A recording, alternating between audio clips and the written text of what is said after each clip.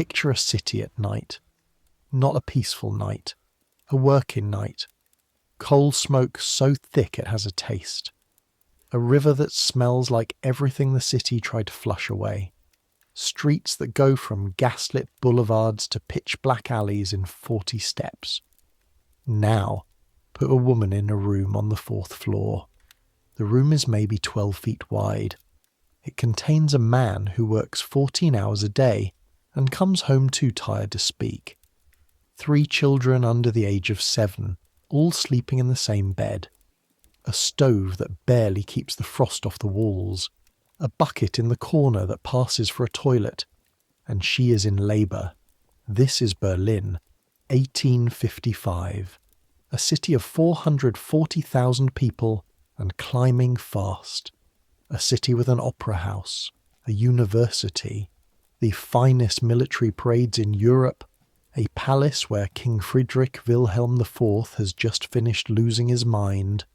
Literally, the man suffered a stroke in 1857 and could no longer govern, and a boulevard called Unter den Linden that visitors from Paris and London come specifically to walk down and admire, and a city with a kind of housing that the Germans named so precisely it sounds almost bureaucratic, the Mietskaserne, the rental barracks, 5-6 stories of stacked humanity, building after building sharing walls, arranged around courtyards so dark and narrow that sunlight never reaches the ground floor. Apartments so small that a family of 6 has 1 room, sometimes half a room, separated by a curtain from someone else's family of 5. This is where poor women had their babies, not in hospitals, not in clean rooms attended by doctors, in the same room where everything else happened, where the stove burned, where the other children slept, where the week's laundry hung dripping from a rope strung corner to corner, where the floor was bare wood that had never been properly sealed and absorbed every spill and stain and smell from the people who had lived here before. In that room, tonight, you're going to live one of those nights, not as a visitor, not as an observer looking through a historical window. You're going to be there. Your hands are going to be cold. Your back is going to ache. You're going to make decisions in the dark that determine whether 2 people live or die. And you're going to make them with the tools in a small leather bag and the knowledge in your head and nothing else.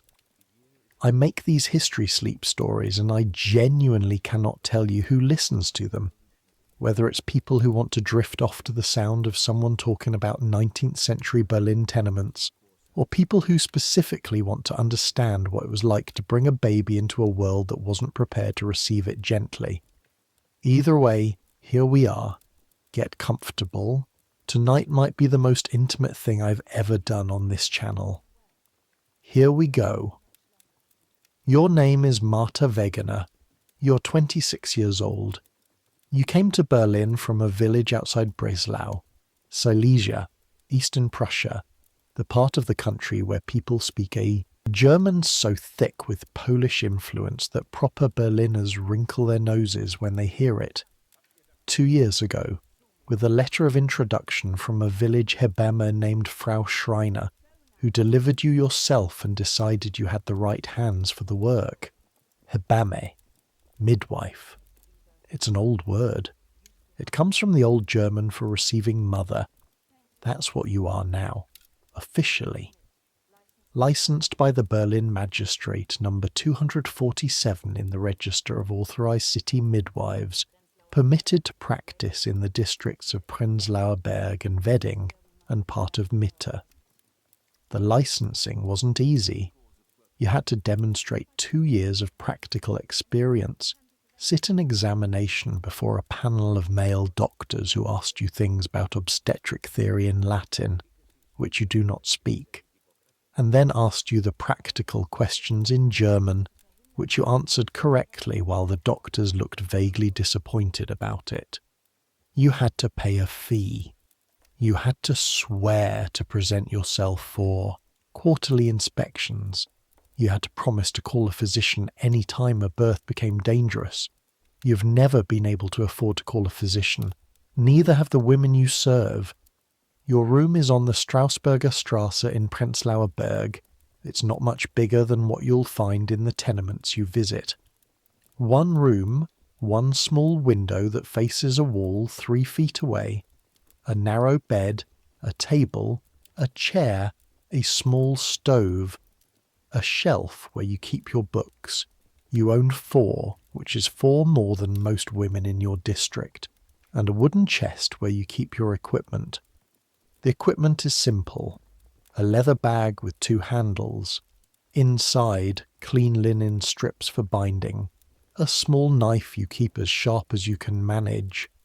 A bottle of diluted vinegar solution for washing.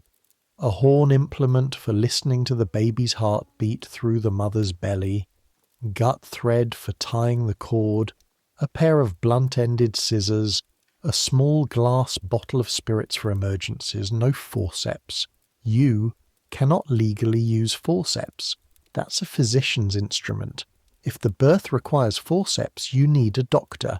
You know how to deliver a baby that comes head first and takes its time. You know how to turn a baby that comes feet first. You know how to stop bleeding that won't stop on its own with pressure and cold water and prayer and a technique an old midwife in Breslau showed you once that she herself had learned from a woman who'd learned it from someone else. Knowledge passing from woman to woman through decades because no one ever wrote it down in the medical textbooks. You know some things that the doctors at the charity hospital don't know yet because you learned them from women who survived. And you know some things that the doctors know that you've only recently started to understand. The knock comes at 2 a.m, November, 1855. The cold has been serious since the end of October. The kind of Berlin cold that doesn't announce itself gradually but arrives one day, fully formed, sliding under doors and through window gaps and into the marrow of anyone who wasn't born to it. The stove in your room went out an hour ago. You can see your own breath in the dark. You're not quite asleep. You never sleep fully on nights like this. Nights when you know there are 3 women in your district near their time. Your body keeps a partial vigil even when your mind lets go. Some part of you always listening. The knock comes again. 3 quick raps. The sound of knuckles that are cold and scared. You're already moving before you're fully awake. Feet on the floor is like touching a block of ice. You hiss through your teeth and reach for your stockings, your boots, the wool dress that's been hanging over the chair. Your hands find the leather bag in the dark because it's always in the same place. You've drilled this. The way soldiers drill loading a rifle. You've drilled reaching for that bag in the dark. You open the door. A boy, 10 years old, maybe 11. Thin face, thin coat, thin shoes almost certainly wet through from whatever he had to wade across to get here. His eyes are enormous. Frau Wegener, meine Mutter. That's all he says. My mother. It's enough. Which building? Ackerstrasse, Nummer 12. Hinterhof, 4. Stock. Ackerstrasse 12. Back courtyard, 4th floor. How long has she been in labour? Since yesterday morning. Since yesterday morning. That's already too long. You feel something shift in your chest. Not panic. You can't afford panic. But a sharpening. A narrowing of focus that happens when things aren't right. Go back. Tell your mother I'm coming. Don't let anyone open that window. He runs. You close your door and start pulling on everything you own that's warm. The streets of Prenzlauer Berg at 2 a.m. in November are empty in the way that feels less like peace and more like abandonment. Gas lamps mark the corners of the wider streets. Schönhauser Allee has them, Prenzlauer Allee has them, but between those corridors the streets are black. Your eyes adjust as you walk. You know these streets. You've walked them enough that your feet find the cobblestones without needing your eyes to confirm them. The smell at night is different from the day. During the day, Berlin 1855 smells like coal smoke and horse manure, and the river and hot bread from bakeries opening at 4 in the morning, and the particular chemical smell of the dye works on the eastern edge and 100 other things competing. At night, when everything else quiets, the underlying smell comes through. The thing underneath all the other things, the Misthaufen. Every Mietskassner has one. A dung heap in the courtyard where household waste goes. Kitchen waste, night soil, animal waste if anyone keeps animals, which many do. They're supposed to be emptied regularly. The city has regulations about this. The regulations are enforced approximately never in working-class districts. So, the dung heaps sit and ferment, and on still cold nights like this one, you can smell them from half a block away. A rich, deep, biological smell that coats the back of your throat. This is the air that pregnant women breathe, that newborn babies take their first breath of. You walk faster. Ackerstrasse runs north through Wedding and Prenzlauer Berg, one of those Berlin streets that's in the process of being swallowed by the growing city. 10 years ago it was semi-rural, wooden fences and garden plots and small workshops. Now it's a canyon of new tenement buildings 5 and 6 stories tall, built fast and cheap to house the workers flooding in from Silesia and Pomerania and Brandenburg as the factories opened. The mortar between the bricks hasn't finished curing yet, in some cases literally. You've seen walls with damp patches that never dried. Nummerswolf is halfway down the block. A building like all the others.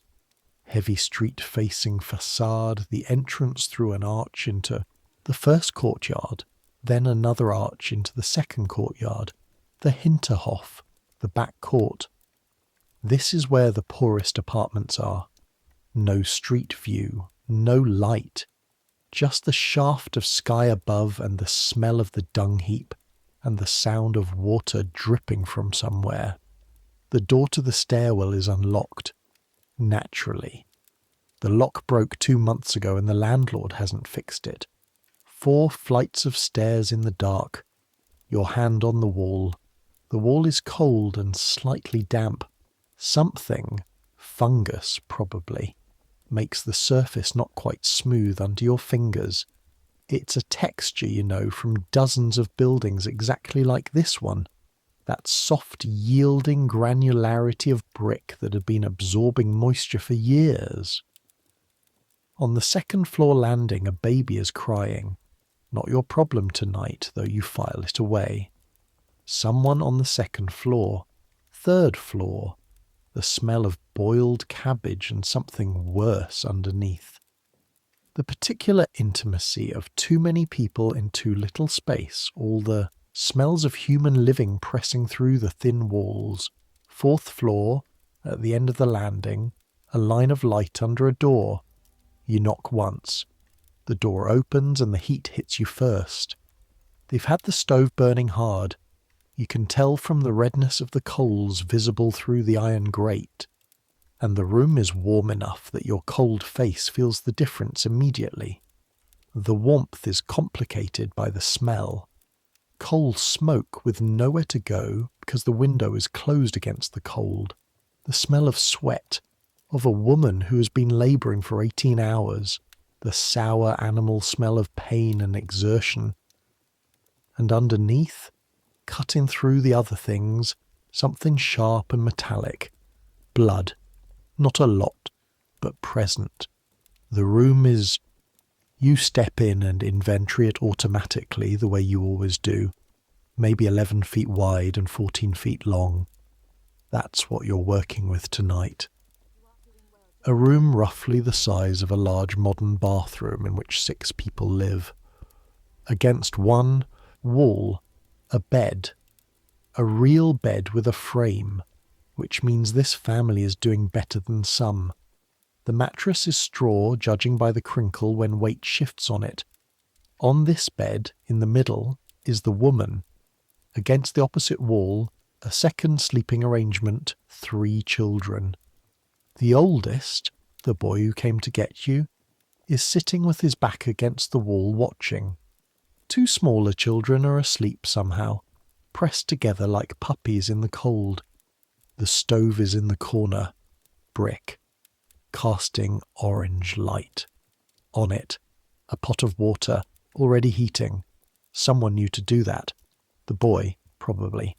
A table, 2 chairs, rope strung between 2 wall hooks where laundry hangs.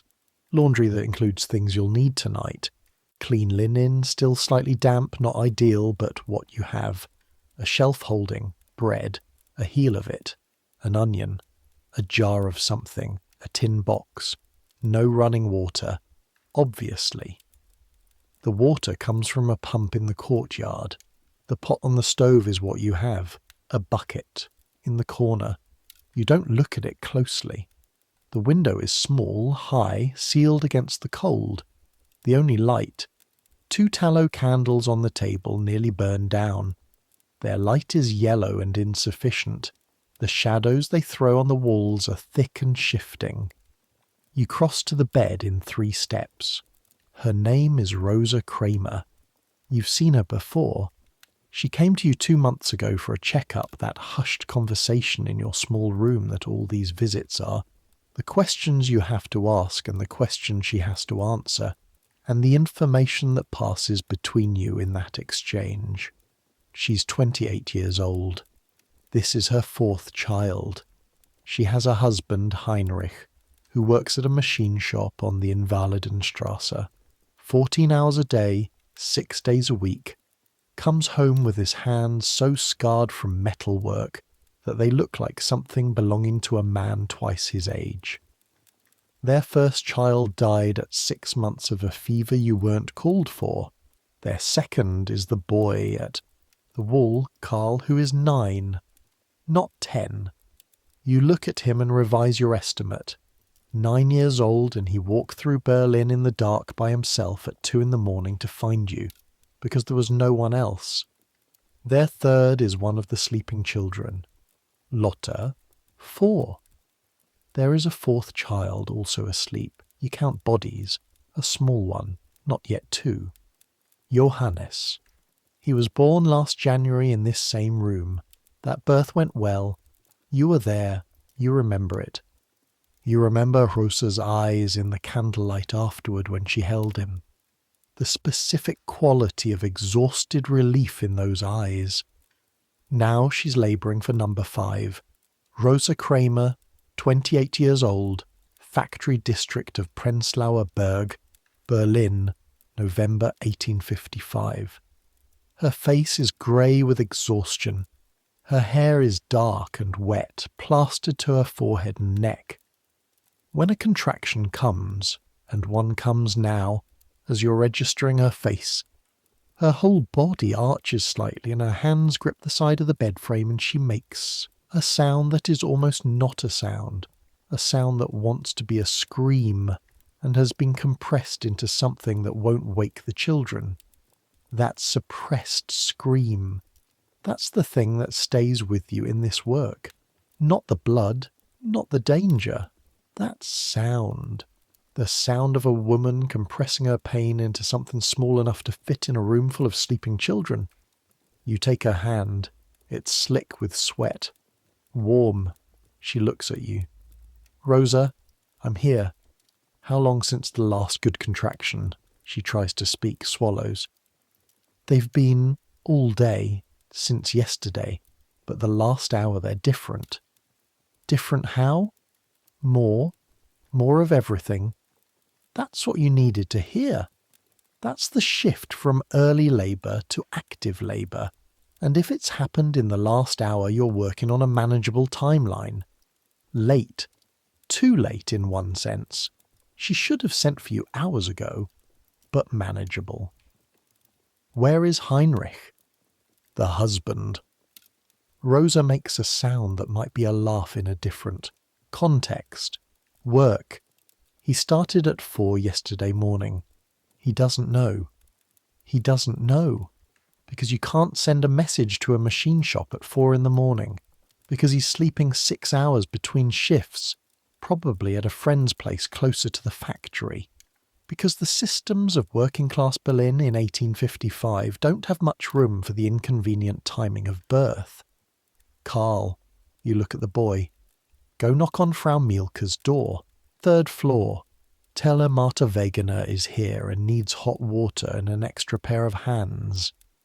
The boy moves immediately, quietly, already putting on his coat. He's been doing adult things for most of his short life, you can tell. You open your bag and get to work.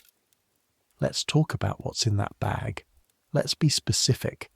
12 feet of linen strips, folded into squares. Clean. You washed them yourself, in your room, in water you boiled on your own stove. You know something about cleanliness and birth that has not yet been officially confirmed by the medical establishment of Berlin, but which you absorbed from the old midwives who trained you and which you've seen, with your own eyes, make a difference. The connection between dirty hands and childbed fever. In 1847, 8 years before this night, a Hungarian doctor named Ignaz Semmelweis, working at the Vienna Maternity Hospital, proved something that should have changed everything. He proved that the mortality rate in the wards where medical students delivered babies was 5 times higher than the mortality rate in the wards where midwives delivered babies. He proved it through statistics, careful statistics, the kind of evidence that should have ended the argument before it started. The difference was this. The medical students went from the autopsy room to the delivery room without washing their hands. The midwives didn't do autopsies. The midwives washed. Semmelweis told the world. The world mostly didn't listen. The doctors were offended. The idea that a doctor's hands could carry death, that doctors, educated men, gentlemen, could be the instrument of women's death, was insulting, impossible. Semmelweis was eventually dismissed from his position. He spent years trying to convince people. By 1855, he hasn't given up, but he's losing. You've never read Semmelweis. You've never heard his name. You're a midwife in Prenzlauer Berg with 4 books and no Latin. But you wash your hands. You wash them with the vinegar solution in your bottle first thing every time, and again before you examine the mother, and again before you touch the baby, and again when the birth is over. Not because anyone told you it was scientifically necessary, because the old women who taught you said, clean hands save lives. Because you've seen the fever take women when it started 2 days after a birth, in that fast, terrifying way. The sudden shivering, the rapid rise of temperature, the delirium, and you've noticed privately that the women you lost to fever were always the ones who also had a visit from the district doctor before you arrived. You've noticed. You haven't said it out loud because you're not a doctor, and it's not your place to suggest such things, but you've noticed. Back to the bag, the vinegar bottle, the linen, the cord scissors, blunt-ended, cleaned in your hottest available water, the gut thread, 3 lengths pre-cut, the horn for listening, the small bottle of spirits, cheap grain spirits, 2 things they're good for. Cleaning a wound and giving a woman something strong enough to take the edge off the worst of the pain for 20 minutes. No forceps, no drugs, no anesthesia. That exists now. Chloroform was used for the first time in childbirth in Edinburgh in 1847, but it's not something a midwife in Prenzlauer Berg has access to. Not something a woman who sends her 9-year-old into the Berlin night to find help has access to. The Queen of England used chloroform for her 8th labour in 1853, which became famous. The Queen's experience has no relationship to this room. No stethoscope, not yet in common midwifery use. The horn for listening to the baby's heartbeat. That's your monitor tonight. A hollowed piece of wood, shaped like a small cone, smooth from years of handling. The wide end against Rosa's belly, the narrow end against your ear, and then the sound of the baby's heart, fast and strong, faster than any adult heartbeat, 120 to 160 beats per minute. A rapid flutter against your ear that means still here, still working, still waiting to come out. You listen, count, good, normal. You do this every 20 minutes. While you set up, move the candles closer to the bed. Send Carl when he returns for a second pot from the neighbour.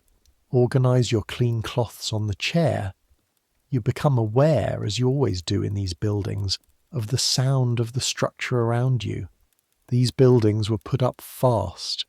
Ackerstrasse 12 was probably built around 1850, part of the first wave of serious tenement construction in Berlin, as the population started doubling every decade, and the old city walls came down and the city started expanding in all directions.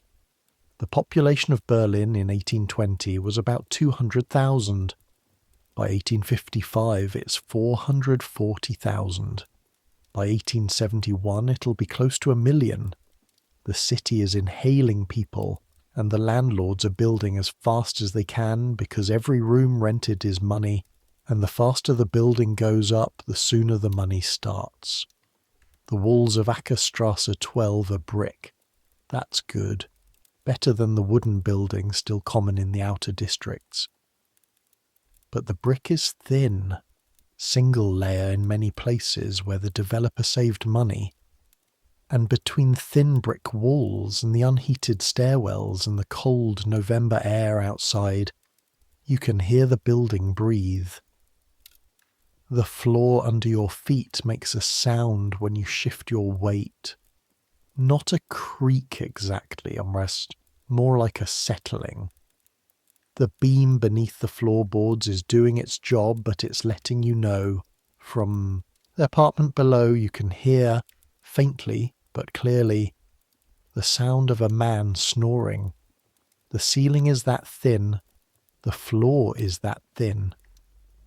From somewhere in the building a baby cries, different from the one you heard before, younger, thinner, more urgent. There are 6 families in this building who have children under 2. You know this because you've attended or know of all those births. This building alone, Ackerstrasse 12, is a small village by the standards of the town you grew up in. 100 people in one structure on one block of one street, of a city with hundreds of blocks just like it. And in rooms like this one, women laboured alone or nearly alone, having babies because that was what happened when you were married and young, and your husband worked 14 hours a day, and there was no reliable way to prevent it, and doing it in a room that held the evidence of every previous occupant in its walls and floor, and the air itself. The smell in this room right now, coal smoke, sweat, the metallic edge of blood. Also, boiled potatoes from earlier tonight. Also, the particular smell of a straw mattress that has been used by many people over years, a deep, musty, settled smell, the smell of sleep absorbed into straw over a decade. Rosa makes that compressed sound again. You put down everything. You move to the bed. Her name is Wilhelmina Milke, and she's been in Berlin for 30 years. Came from somewhere in Saxony when she was young and hasn't left since. She's delivered 17 babies in this building alone, not officially, not as a midwife. She isn't licensed, would never be licensed, doesn't need a license. She's just a woman who was there when it was needed, who knew what to do with her hands. She arrives now, knocking once and coming in without waiting. bringing 2 thick candles from her own apartment, carrying them in one hand and a pot of already hot water in the other, with the efficiency of someone who got up from her own bed the moment she heard the knock and started preparing before Carl even finished his sentence. She takes in the room, takes in Rosa, takes in you, nods once. She learned her knowledge the way most women of her generation learned it, from the women around her, from watching and doing, and keeping what worked and discarding what didn't. A knowledge tradition that predates medicine, predates universities, predates the whole infrastructure of official knowledge. It goes back and back, woman to woman, through generations that didn't write it down. Some of what she knows is wrong. She believes that a cold draft during labour can turn the baby's position. She believes that certain foods eaten in the last month of pregnancy affect the child's temperament. But some of what she knows is more right than what the doctors know. She knows to boil the water. She knows to keep a labouring woman warm. She knows how to apply pressure in a specific way to a specific point on the lower back that releases something, some tension, some resistance. That helps the labour progress. She learned this from someone who learned it from someone, and it wasn't written down anywhere and won't be written down anywhere for many decades. Right now she sets the candles on the table without being asked, places the hot water pot near the stove and goes to Rosa's side. She looks at Rosa's face for 2 seconds, the way an experienced person looks at something when they're doing a fast assessment. Then she takes up a position behind Rosa and presses her thumb firmly into the base of her spine. Rosa's face changes, just slightly. Just a fraction of the tightness around her eyes releases. That helps, you ask. Frau Mielke gives you a look. It always helps. You file it away. You add it to the collection. 3 in the morning, then 3:30. Carl has given up his vigil against the wall and fallen asleep in the chair, which is the only extra furniture in the room, his head tipped against his own shoulder at an angle that will hurt when he wakes up. You've sent Lotte and Johannes to sleep at Frau Mielke's, 1 flight down, carried there half awake, murmuring complaints, held against an unfamiliar shoulder until sleep reclaimed them. The room is quieter now. The candles have been replaced. Their light is steadier, more useful. You can see what you need to see. Rosa is deep in the labour. The space between contractions has narrowed. 3 minutes, 2.5. She's not talking anymore. She's working. Her whole body is working, that enormous involuntary effort happening again and again, and she's riding it the way you learn to ride it. Not fighting it, which only makes it worse, but going with it, leaning into the wave instead of pulling back. Her hands grip the bed frame during each contraction and then release, slowly, in the break. Her knuckles are white during the gripping. White, then red, as the blood returns. You've seen women fight their labour.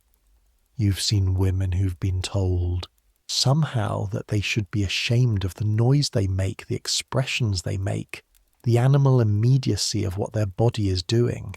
That suppression makes everything harder. The body works against itself. Rosa isn't suppressing it anymore. With the children gone, with only you and Frau Mielke in the room, she lets herself make the sound. Not a scream, a low, fierce sound, almost a growl, the sound of concentrated effort, the sound of someone doing the hardest work. Between contractions, she breathes. Frau Mielke offers water in a tin cup. She sips it. You wipe her face with a damp cloth that you've held near the stove first, so it's warm when it touches her forehead. The warmth against her skin makes her exhale slowly, just briefly, just for a moment, the tension dropping out of her face. Her eyes close. Then the next contraction starts, and her hands find the bed frame again. those moments between contractions, those brief windows. That's what stays in your memory afterward, from a night like this. Not the difficult parts. Those blur together, they have to, if you're going to keep doing this work. What stays is those moments. The warmth of a cloth, a hand held, the sound of breathing in a quiet room. You pick up the horn, press the wide end against Rosa's belly, the narrow end against your ear, the heartbeat, fast and strong the way it should be. 140 beats per minute you count in your head. Good. Normal. You breathe. You do this every 20 minutes. Every time you do it and the count comes back normal, you breathe a fraction easier. It's here, in the deepest part of the night, with the labour progressing and nothing immediately wrong, that your mind has space to go to the thing you always try not to think about too much. The thing underneath the work. Childbed fever, puerperal fever, Wochenbett fever. In Berlin in 1855, it kills roughly 1 in 30 women who give birth. That sounds low. It isn't. 1 in 30 means that in a city of 440,000 people, in a year with roughly 12,000 births, somewhere between 300 and 400 women die of this specific preventable thing. Die after the birth. Not during, but in the days after, when the fever comes. Die in this particular terrible way, where the birth went well, the baby is healthy, and then 2 days later the shivering starts and the woman is hot to the touch, and her eyes go strange, and within a week she is dead. This happened to Rosa's neighbour Hannah Vogel, 2 buildings down, 18 months ago. Baby healthy. Birth went fine. Dead at 24, 7 days after delivery. You know why it happens. You don't know you know. You couldn't put it in the scientific terms that Semmelweis would use. But you know the pattern. The women who get it most often are the ones attended by someone who's touched something they shouldn't have before touching them. Or women who laboured in rooms that hadn't been cleaned. Or the ones who are examined multiple times by multiple hands. You have one rule about this that you never break. You wash your hands before you touch Rosa, and you don't let anyone else touch Rosa during the birth except Frau Mielke, and before Frau Mielke touches her, you make sure Frau Mielke has washed her hands in the vinegar solution too. Frau Mielke thought this was eccentric the first time she worked with you. She's given up arguing about it. She just does it now, with the expression of someone humouring a younger person's odd habit, rolling up her sleeves, holding her hands under the water you pour, pressing them together with a thoroughness she didn't use before you. You hope you are protecting Rosa from the thing that killed Hannah Vogel. You won't know for certain until the week after tonight is over. The labour shifts. You can feel it before Rosa says anything. There's a change in the quality of her contractions, a deepening, a new urgency, the body moving into its final stage. The contractions are different now, harder in a way that's hard to describe but unmistakable when you've felt it enough times, closer together, more total, like something that has been gathering for 18 hours is finally ready to be released. Rosa, it's time to push. She opens her eyes. They're fever bright, glassy with exhaustion and effort, but present. Completely present. Yes, she says. One word. Up a little. Frau Mielke, hold her shoulders from behind. Frau Mielke moves into position without a word. The efficiency of a person who has done this many times. Her hands are solid on Rosa's shoulders, grounding her. You get into position. The candles are close. You have what you need. And then, in a room on the 4th floor of a building on Ackerstrasse in Berlin at 4 in the morning in November 1855, With the city dark outside and the dung heap in the courtyard below, and the neighbour snoring through the floor, Rosa Kramer pushes. The pushing stage lasts 40 minutes. It is the most physical thing you know how to do. More physical than anything you expected when you started this work. You are not just a technical presence. You are actively working, guiding, supporting, your hands constantly busy, holding the head as it crowns, easing the pressure at the right moment, checking the position with your fingertips, reading the information they give you, feeling for the cord, making sure it isn't around the neck. All of this with hands that are cold from the air and wet from the water, and have been working for 2 hours already and will work for as long as they need to. Your back aches. A specific ache at the base of the spine from bending, from the particular position you hold in this work. By the end of a long birth, that ache is its own presence in the room. You've stopped being able to straighten fully. You've stopped noticing that you've stopped. Rosa pushes. Frau Mielke holds. You work. And then, 4:43 in the morning, a sound. Not from Rosa. The other sound. The one that changes a room.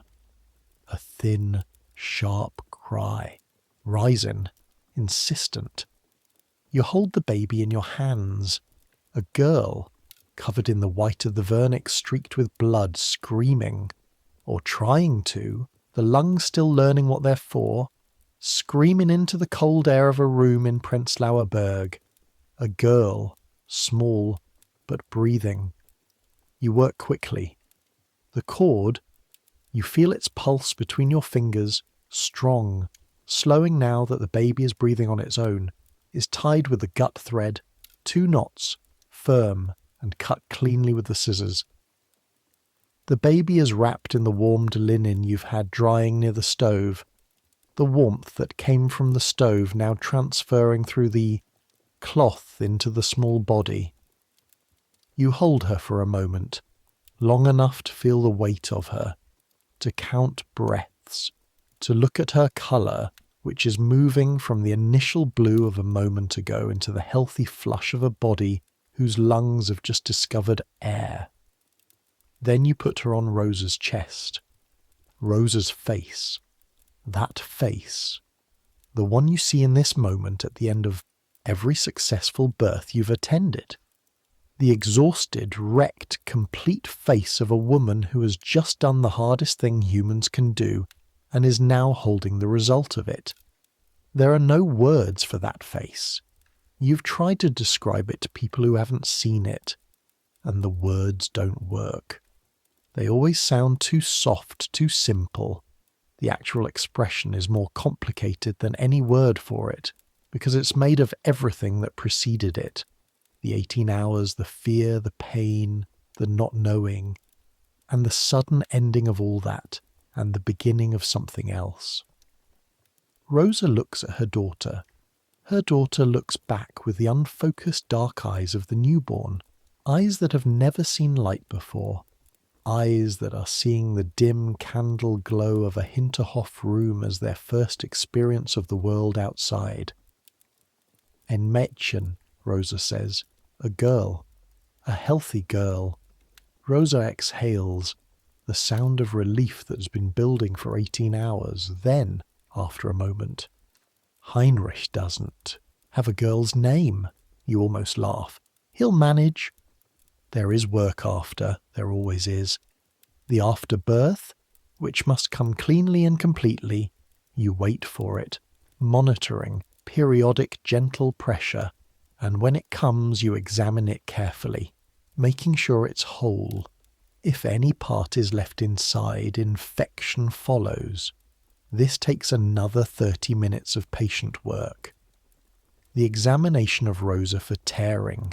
There is a small tear, not bad, which you clean with the diluted spirits, applying it with a fold of clean linen while Rosa hisses between her teeth. The spirits sting. You know this. There's nothing to be done about it. The wiping down of the baby, the examination, 10 fingers, 10 toes, you always count, always check, running your hands over the small body with the thoroughness of a person who needs to know. The baby's weight is a judgment you make by holding her in your hands, the scale you've developed over years of this work, about 7 pounds. Good, better than good, for a working-class Berlin baby in November. The cleaning of the room. Frau Mielke takes charge of this, removing the soiled linen, the used water, the evidence of the night.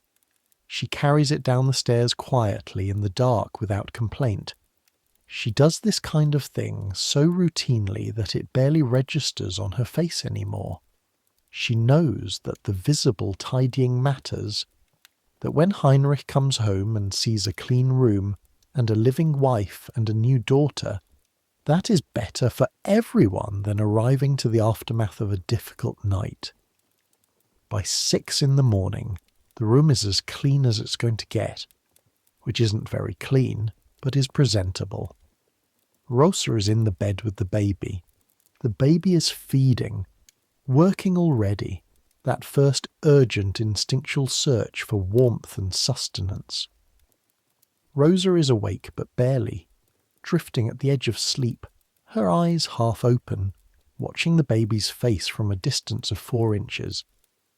Carl has woken up in the chair, looked at the baby with the ancient evaluating eyes of a 9-year-old boy assessing a new sibling, accepted the fact of her with the pragmatism of a child who's been doing adult things for years and gone back to sleep.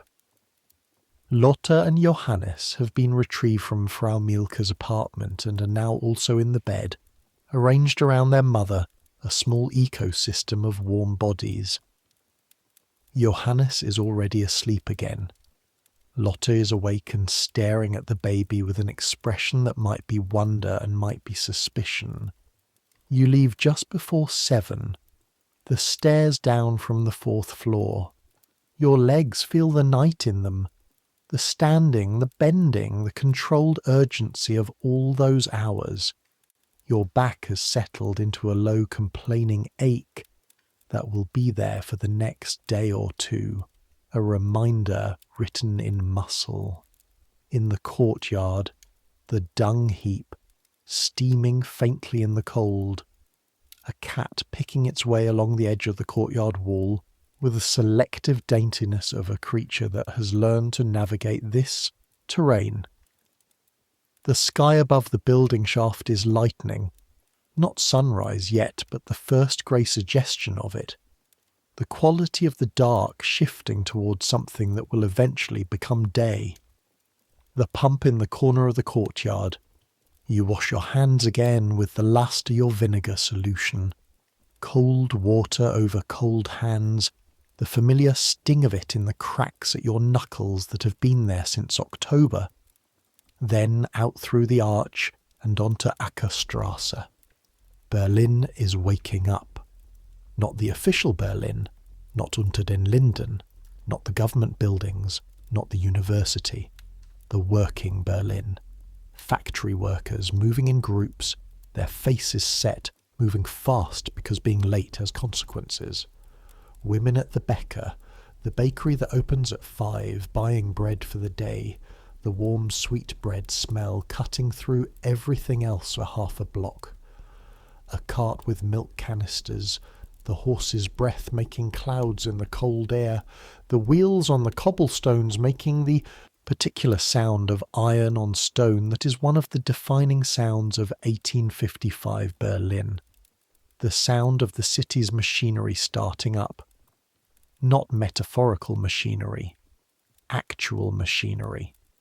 Somewhere to the north the Borsig works, where Heinrich Kramer will be in an hour, and the day shift will meet the night shift at the gate, and men will walk home with their hands in their pockets and their eyes down, and men will walk in with their jackets still damp from sleeping in them. You walk south towards Strausberger Strasse. The smell in the early morning air is coal, horse, bread, the river faintly in the east wind, the smell of a city that does not stop. Your leather bag is lighter than when you arrived. Most of the clean linen is gone, used. The vinegar bottle is empty. The cord thread is used. You'll need to resupply before your next call. You think about Rosa, about the week ahead. The childbed fever comes in the first week if it comes. You'll check on her tomorrow and the day after and the day after that. You think about the baby girl who will need a name. You think about Heinrich Kramer coming home tonight, after his shift, climbing 4 flights of stairs in the dark, opening the door to a room with a wife who is alive, and a new daughter who is healthy, and 4 children arranged around each other in sleep. That image. Whatever the night took out of you, that image gives some of it back. Here's something that will make you feel the weight of all those nights differently. In Berlin in the 1850s, infant mortality, the rate at which babies died before their first birthday, was approximately 30% in working-class districts. 3 in 10. 3 out of every 10 babies born in Prenzlauer Berg, Wedding, Mitter's working quarters, did not reach their first birthday. That number is made of causes. Diarrheal disease from contaminated water. Berlin's water system in 1855 is primitive.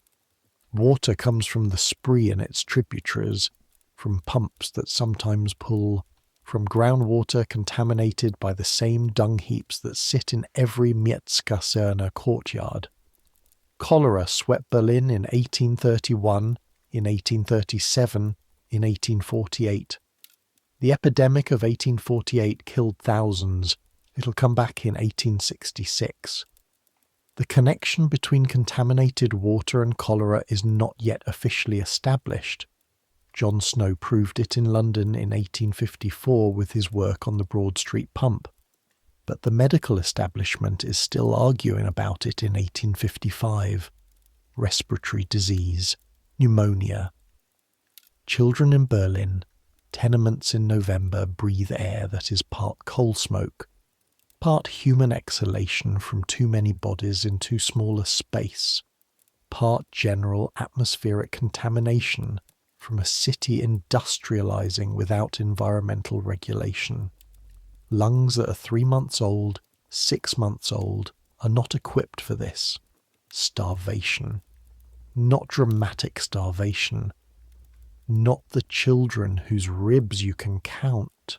Slow malnutrition. Mothers who are themselves underfed, producing milk that doesn't have everything it should. The supplementary foods given too early, the wrong things, the porridges made with contaminated water, and then birth itself. The deaths that happen in that first hour, that first day. The ones who come early, the ones who come in the wrong position, and the midwife can't turn them in time, and the family can't afford a doctor. The ones who survive the birth, but whose mother doesn't. Maternal mortality.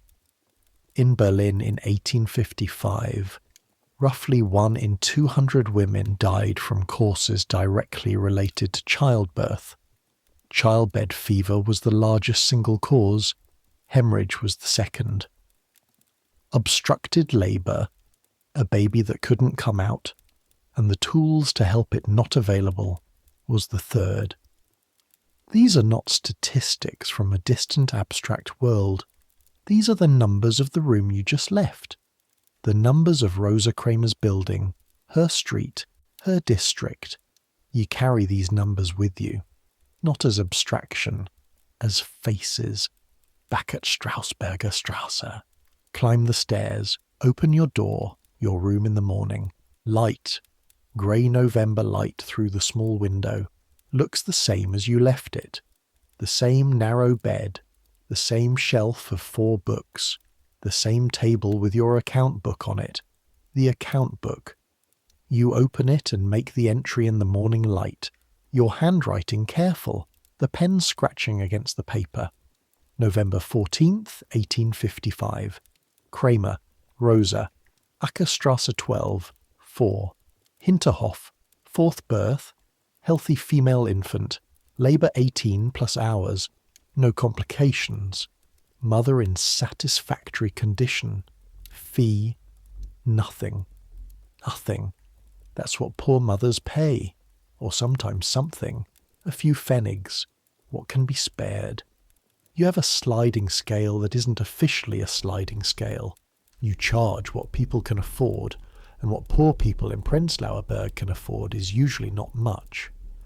The state is supposed to compensate you for attending poor births. This compensation exists in theory.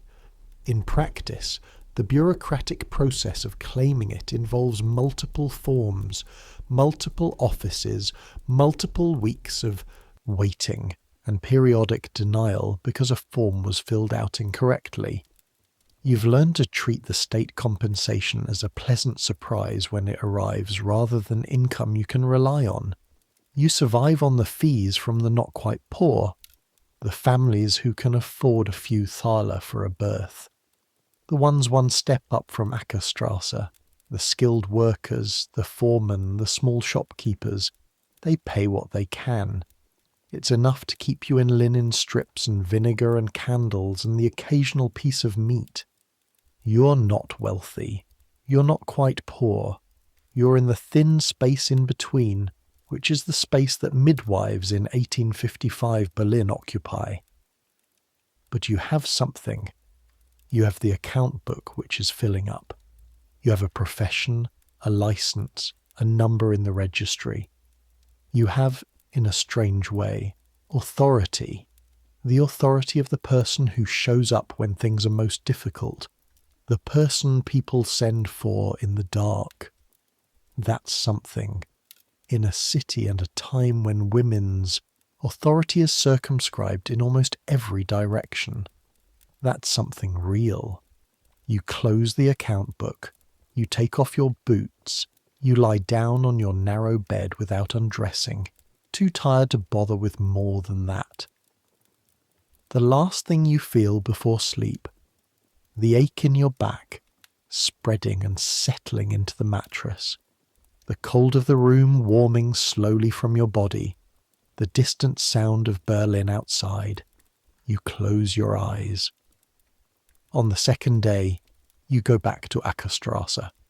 You climb the 4 flights with your bag, lighter now, restocked from your supplies, and knock on the door, and Rosa opens it. She is standing. She's pale and tired, but her eyes are clear. No glassiness, no flush. The baby is in her arms, wrapped in the linen you left behind. You feel the thing you always feel at this moment, the thing that the work depends on, the private relief that has no words. You come in, you check the baby. Weight seems maintained, feeding well, temperature warm and normal. You press the back of your hand against the baby's forehead, then against Rosa's. Normal. Both normal. You check Rosa's healing. The tear is closing cleanly. No sign of the heat and swelling that would tell you something is wrong. No unusual tenderness. No fever, you tell her. No.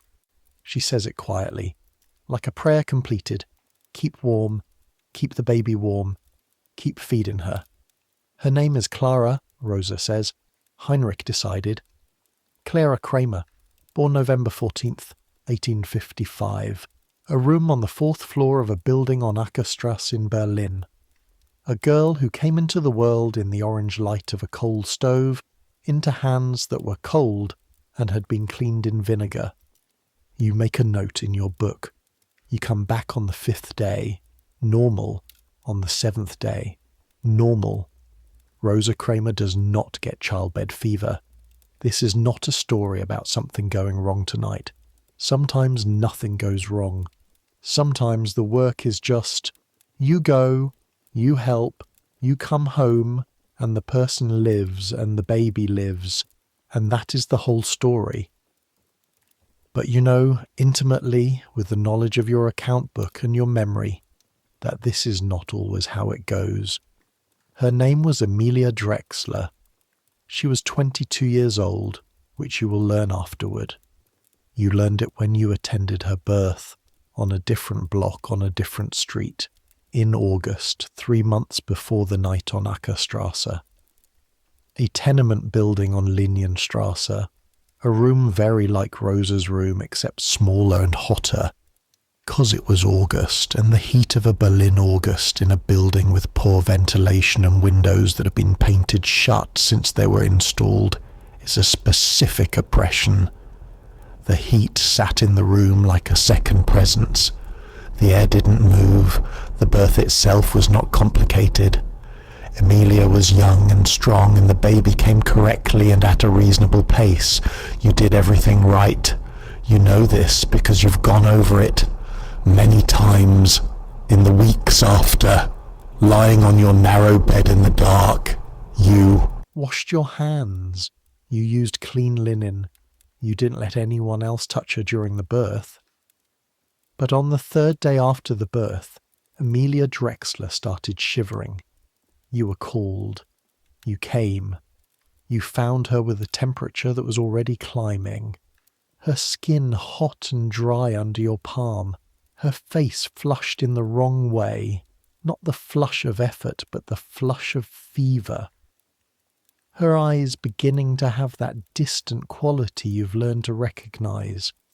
The quality that means the fever is high enough to make the world strange to the person looking out through it. You sat with her for 3 hours that first day. You brought down cool water from the pump and applied wet cloths to her forehead and neck. You stayed until late in the evening and went home and came back the next morning. Day 4, worse. The shivering came in waves. Her husband sat in the corner with the baby on his lap and the face of a man watching something he didn't have words for. You couldn't fix it. In 1855, nobody can fix it. Childbed fever, once it takes hold in earnest, is beyond what you have in your bag, beyond what any doctor in Berlin can reliably treat. There is no penicillin. There is no understanding yet of what causes it at the cellular level, of the bacterial invasion moving through the blood. There is only the fever and time and the hope that the body's own systems can fight it off before it wins. Emilia's didn't. On the 7th day after the birth, she died. She was 22 years old. Her husband was 24. The baby, a boy, survived. You wrote it in the account book. You write everything. Drexler, Emilia, Linienstrasse. First birth, healthy male infant. Postpartum fever, onset day 3. Fatal, day 7. Cause unknown. That cause unknown is the thing that stays with you. You know the list of possibilities. You know the theory, which isn't yet a confirmed theory. Just a persistent idea that certain people take seriously and certain people dismiss, that something passes from one person to another in those rooms, something on hands or instruments, something that a weakened body which has just opened itself to the world in the most vulnerable way possible cannot fight. You wash your hands with vinegar. It might help. You believe it helps. But Emilia Drexler died anyway, and her name is in the account book, the 3rd name on the list that's growing, the list you keep because you believe someone should keep it, even if it's just you, even if no one else ever reads it. There is a network. It doesn't have a name. It doesn't have membership cards or meeting minutes. It has nothing official about it at all. But in Prenzlauer Berg in 1855, there is a web of women who know things about birth and its dangers and pass that knowledge among themselves, person to person, in kitchens and stairwells, and the brief conversations that happen when 2 women are waiting at the same pump in the courtyard. Frau Mielke is part of it. You are part of it. There's an old woman named Frau Holtz on Bernauer Strasse, who has been attending births in this district for 30 years and knows things you haven't learned yet. There are 3 other licensed Hebammen in your district. Frau Gruber, Frau Wittig, and a younger woman named Sophie Lenz, who just received her license last spring and comes to you sometimes with questions. And there are dozens of unlicensed women who attend births when the midwife doesn't come in time, or when the family can't afford to send for anyone, or when the baby comes faster than expected and the nearest person with knowledge is a neighbour. The network is how knowledge moves. Not through books. Books are for educated men, and the medical textbooks of 1855 are written by and for the doctors who trained in universities that women cannot attend. The knowledge moves person to person. Frau Holtz tells you something about managing a difficult afterbirth. You tell Sophie Lenz. Sophie Lenz tells Frau Gruber. Frau Gruber is skeptical, but she tries it once in an emergency and it works, and now she uses it. It's inefficient. It's slow. It's subject to distortion, to being forgotten, to dying with the person who holds it if they don't pass it on in time.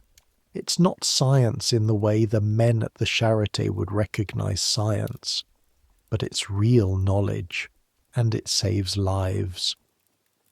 You're beginning to understand in 1855, 2 years into your practice in Berlin, that this unofficial network of women is doing something the official medical establishment isn't doing, accumulating practical knowledge from the bottom up, from the rooms where births actually happen, not from the lecture halls where births are discussed in theory.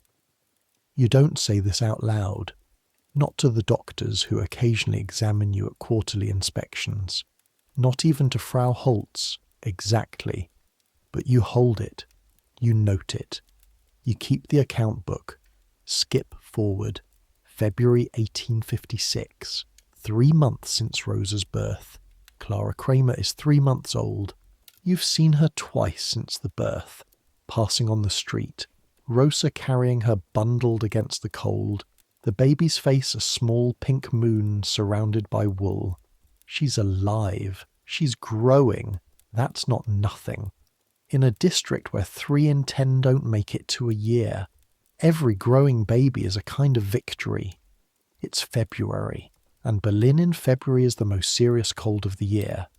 The spree has partially frozen at the edges, not enough for a frost fair, not this year, but enough to make the bridges feel like crossings over something dead and still. The city pulls in on itself. People move faster between buildings, between warmth, heads down in the wind that comes from the east and brings the cold of the Polish plain with it. In your district there have been 3 births in the last 2 weeks.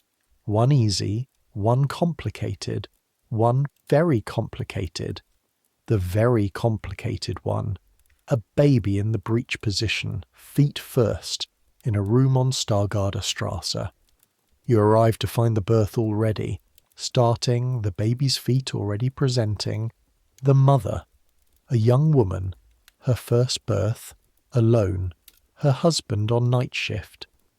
Already in the panic that comes from feeling something wrong but not knowing what. Breech. This is the thing that separates a birth you can manage from a birth that can kill. A head-first baby follows a logic you know. A breech baby follows a different logic. The head comes last, and the head is the largest part, and if it gets stuck, if after everything else has come through the head won't come, then you have minutes to work with before the baby runs out of oxygen. You've been trained to handle a breech. The old midwife in Breslau, Frau Schreiner, showed you the technique, a specific manipulation, specific pressure, specific timing. She showed you on a model, a wooden doll inside a leather representation of the pelvis, in her kitchen, and then you practiced until she was satisfied that your hands knew what to do without your mind having to instruct them. That night on Stargarder Strasse, you did what Frau Schreiner taught you. Your hands found the right position. Your fingers applied the right pressure, at the right moment, with the right speed. Not fast. Fast is wrong. Fast hears things. Deliberate. controlled. The baby came, boy. Breathing eventually after those seconds that seemed very long, those seconds where you're watching for the breath, and your own breath is held, and the room is entirely quiet except for the young mother making a sound that is mostly just fear. Then the cry. Afterward your hands shook. They always shake afterward when it was close. Not before, never during. During, they do what they're trained to do. Automatic. Reliable. But afterward. You sat on the stairs outside the apartment for 5 minutes with your hands pressed flat against your thighs, feeling them shake and gradually slow. Then you went back in. Finished the work. You should talk about the Charité. You've been avoiding it. The Charité Hospital is the major hospital of Berlin, founded in 1710, rebuilt and expanded through the 18th century. In 1855, one of the leading medical institutions in Europe. Rudolf Virchow is there, doing the work that will establish modern cellular pathology. Helmholtz has been there. The scientists and doctors who work there are real scientists doing real work that will matter. The Charité also has a maternity ward. The maternity ward at the Charité is where poor women go when something goes terribly wrong, or when they have no one else, or when they are what the documentation calls unmarried, the euphemism for women who are pregnant outside of wedlock, who have even fewer options than Rosa Kramer. Those women go to the Charité's maternity ward because it costs nothing, and because there is nowhere else. The maternity ward at the Charité has a higher mortality rate than home births. This is not a secret exactly. It's a number that exists in the records. In some European hospitals of this era, the mortality rate for women in hospital maternity wards from childbed fever is between 10 and 15%. 10 to 15 out of every 100 women. Compare that to home births with a midwife, roughly 0.5% to 1%. The reason, as Semmelweis identified in Vienna, is the hands. The medical students rotating from autopsy rooms to delivery rooms, the multiple examinations by multiple hands, the concentration of infection in a space where many women are delivering in close proximity, the contamination spreading silently, carried by people who have no idea they're carrying it, who would be horrified to know. The Charité knows this is a problem in the abstract sense that any institution with records knows when its numbers are bad. What it doesn't know yet is the exact mechanism. Germ theory isn't confirmed. The bacteria aren't visible, aren't named. Some doctors are beginning to implement cleanliness protocols, others aren't, and the ones who aren't think, the ones who are being eccentric. You know this. You know the rumours of it. The stories from women who came back from the Charité and the women who didn't. And it forms a specific belief in your approach to your work. Keep the births at home. Keep them clean. Keep them away from the hospital if at all possible. This is not always a comfortable position. There are births that can only be handled in a hospital, with surgical instruments and surgical skills you don't have. The completely obstructed birth. The hemorrhage that won't stop no matter what pressure you apply. When those things happen, you send to the hospital. You have to. And you watch, and you wait, and sometimes the woman comes back and sometimes she doesn't. It is the hardest part of your work. Not the physical difficulty of the births themselves, the knowing that the alternative to your care is, in many cases, worse care, and the knowing that you can't always prevent the circumstances that would require it. March. The ice on the spree edges breaks and moves. The days get longer by minutes.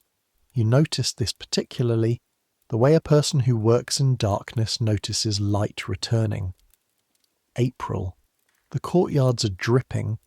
The dung heap on Ackerstrasse which you pass on your visits, was becoming more aggressively present in the warming air, the cold that had been suppressing its smell releasing now as the temperature climbs.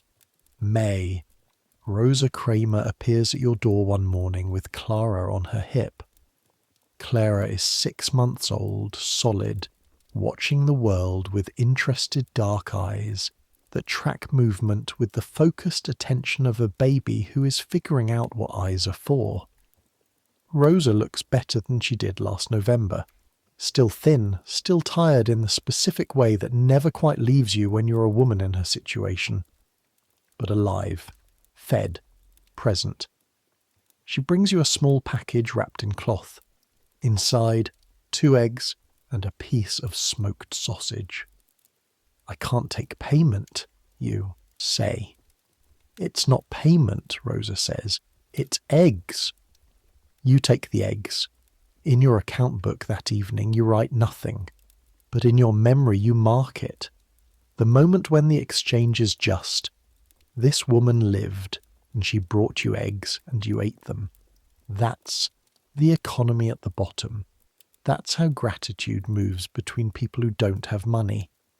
Objects that can be carried by hand. Food. Small pieces of what is available. Whatever can be spared without leaving the family less than they need. On an evening in late spring you sit by your window, the one that faces the wall 3 feet away, and listen to Berlin. You can't see much. Just the strip of the alley, a bit of the sky above the roofline, a slice of the world. But you can hear the factory bells, the end-of-shift bells from the Borsig works, faint but regular, arriving on the breeze, the sound of Berlin's industrial body marking time, street sounds, a cart, voices, children running on the cobblestones, someone singing, something you can't quite identify, a fragment of melody that disappears before you can name it. The church bells. Berlin in 1855 has approximately 40 churches worth having bells, and on a still evening they layer over each other, different distances, different tones, the whole city marked and timed and oriented by bells. They overlap in a way that is not quite music, but is also not quite noise, something in between, and closer, the building around you, the neighbour to your right who practices the violin badly for an hour every evening, working through the same difficult passage over and over, getting slightly better with each week, something you've noticed with a strange proprietary interest. The family below with the small children, you hear their voices through the floor, words indistinct, the particular sound of children in a room, the smell coming through the floor of someone cooking cabbage and something else, the smell of the end of someone else's day. You live in this. You are part of this. 2 years ago you were from a village outside Breslau, and Berlin was a city you'd never seen, a name on a map, a direction to travel in. Now your body knows the rhythms of these streets in a way that a traveller's body doesn't know. Your feet know which cobblestones are loose, which corners have the worst mud when it rains, how long it takes to walk to Ackerstrasse at a fast pace in the dark. You're becoming a Berlinerin. This thought is strange. You're not sure you wanted it. You came here to learn, to work, to build something, not specifically to become this city. But the city has its own ideas about what happens to you when you live inside it. It gets into you. The way the coal smoke gets into your clothes after a night in a tenement room and takes several washings to come fully out. The way the smell of the Hinterhof gets into your hair if you spend too long in one of those courtyards. The way the rhythm of it, the factory bells, the church bells, the cartwheels on cobblestones, the crying of children through thin floors, becomes the rhythm your body expects. You belong here now, whether or not you plan to. Her name is Anna Fischer.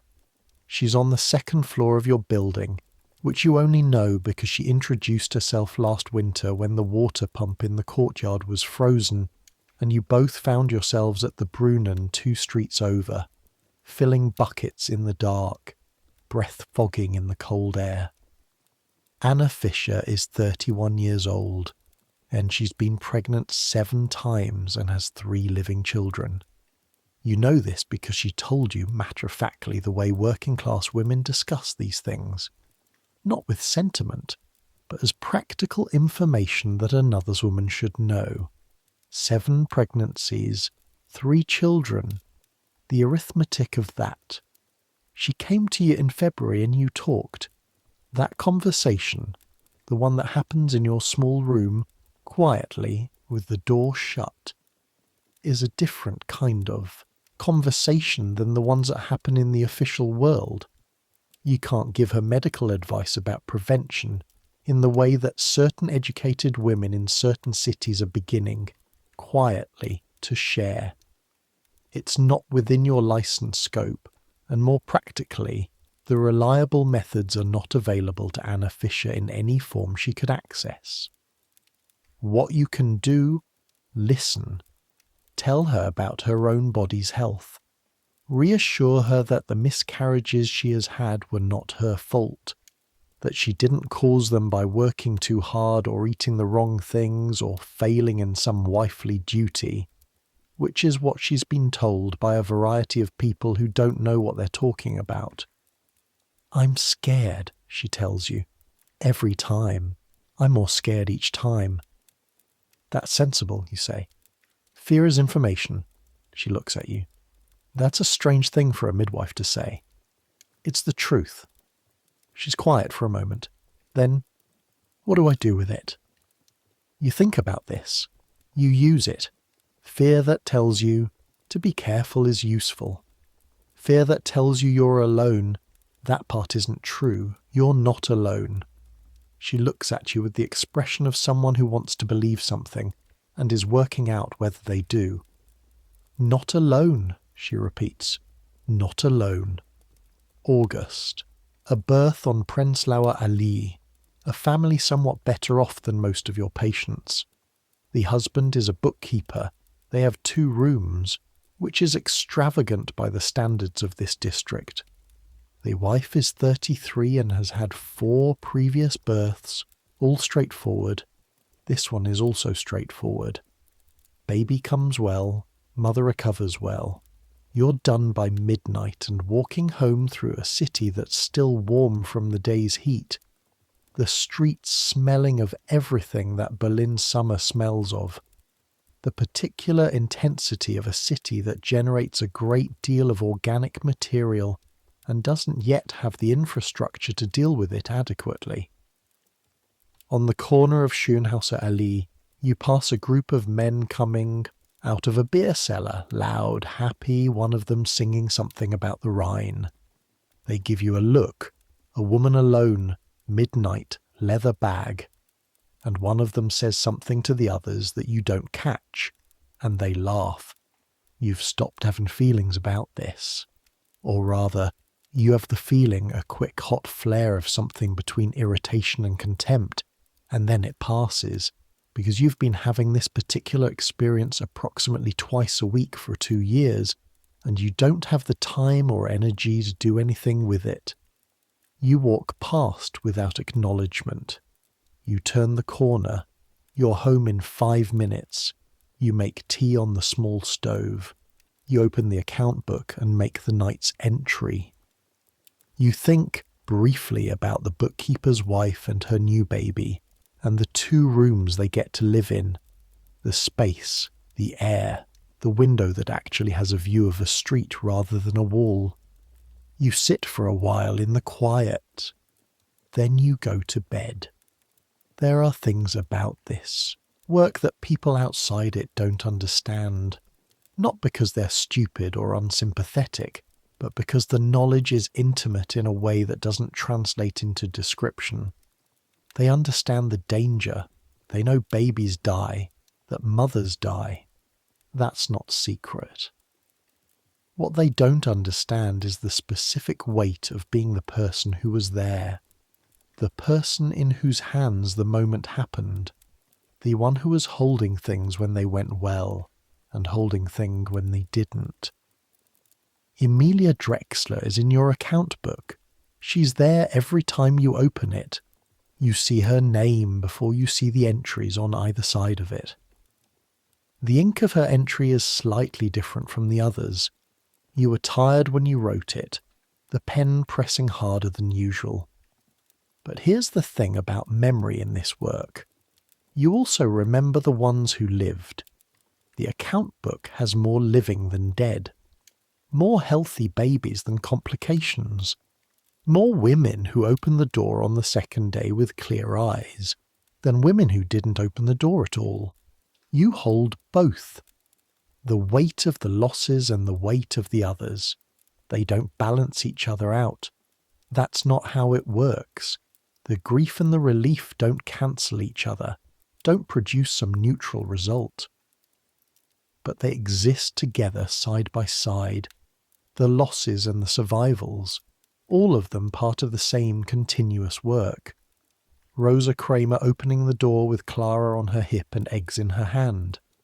The breech baby on Stargarder Strasse. The seconds before the breath, and then the breath. The bookkeeper's wife sleeping cleanly in the August night. The boy in the chair on Ackerstrasse, sleeping with his head tipped at that angle, years older than his age, years older than he should have to be. All of it is in you. All of it made you what you are now, standing on Strausberger Strasse at midnight with an empty bag and aching feet, and the smell of the night's work still on your hands. October comes, and then November. The city pulls its coat, closed. The cold comes back in exactly the same way it left, not gradually but suddenly, one day different from the day before. In your account book, 34 births in 1855. Of those, 2 mothers lost to childbed fever, 3 babies stillborn, 4 babies who didn't survive the first week, 25 mothers and 26 babies alive, and, the last you checked, continuing. You've been asked once by the inspector who comes to check your license how you feel about the mortality in your district. You said, "I feel that it should be lower." He seemed surprised by this answer. He wrote something in his notes. You didn't ask what. You keep washing your hands. You keep making the rounds. You keep the account book. On a November night, not the 14th, a different night, you're woken again by a knock at the door. A different boy, a different street, a different name. You pull on your boots in the dark, reach for your bag. The bag is always in the same place. You open the door to the cold air and to the boy's enormous eyes and to the name of his mother, and you start moving. This is the work. This has always been the work. You go where the knock comes from. You bring what you have. You do what you know how to do. And sometimes that's enough. On the evenings when you're not called, when the work is quiet and the city settles into its night sounds, you sit with your 4 books. The books, a practical obstetrics manual in German, dense and sometimes wrong about things you know from experience, the kind of wrong that happens when theory and practice haven't met enough times. A Bible, not because you're especially devout, but because you were given it when you were licensed, and it's yours.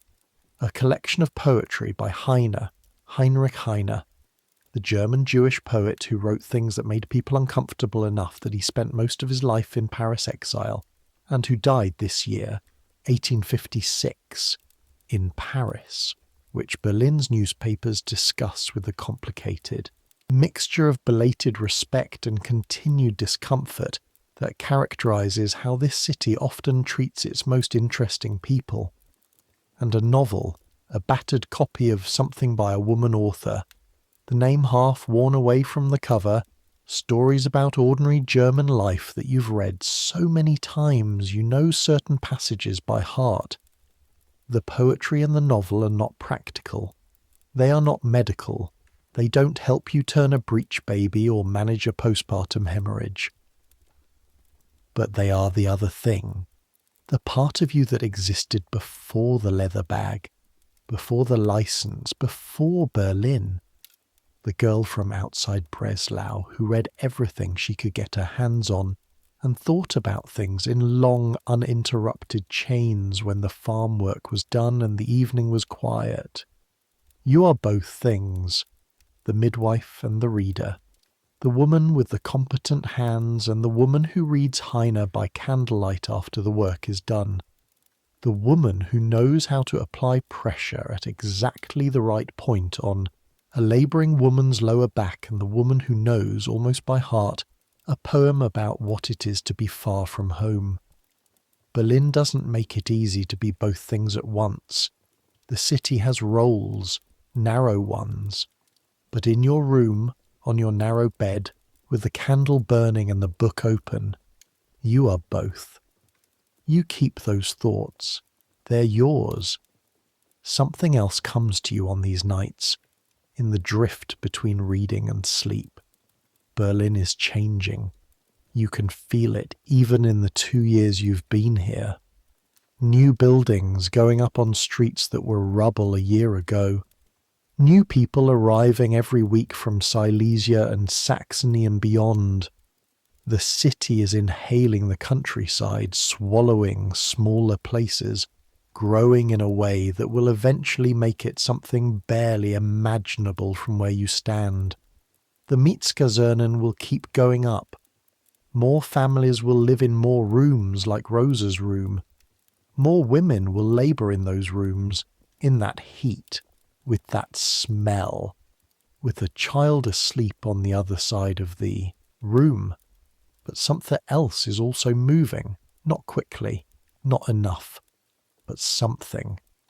Semmelweis is still fighting in Vienna and Budapest, trying to get anyone to listen to what the data says about hand washing. He'll die in 1865, die in an asylum, ironically from sepsis, ironically from a wound in his hand that became infected. He'll die not knowing that his life's work was right. That in 15 years, Pasteur and Lister and Koch will confirm everything he tried to prove. That hospitals will eventually begin to use antiseptic procedures. That the mortality rate in maternity wards will drop. You won't know any of this. You're in 1855.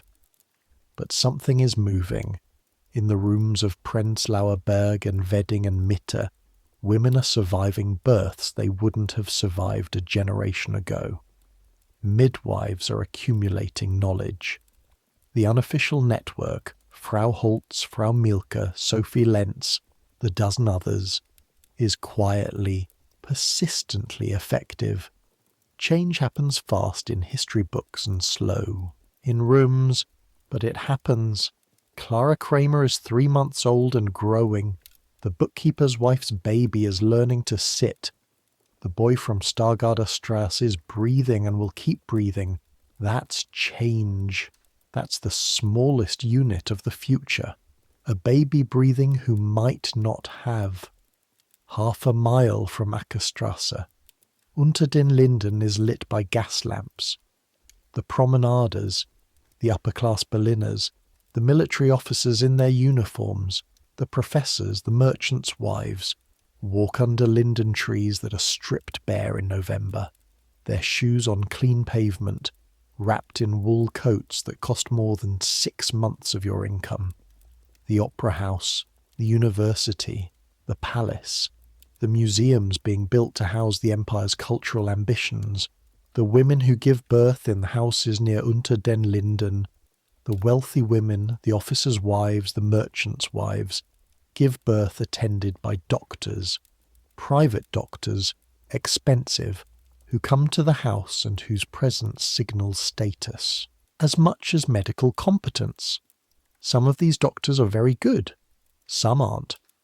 The wealthy women also die of childbed fever, also face the same biological risks, also lose babies, but they die less often.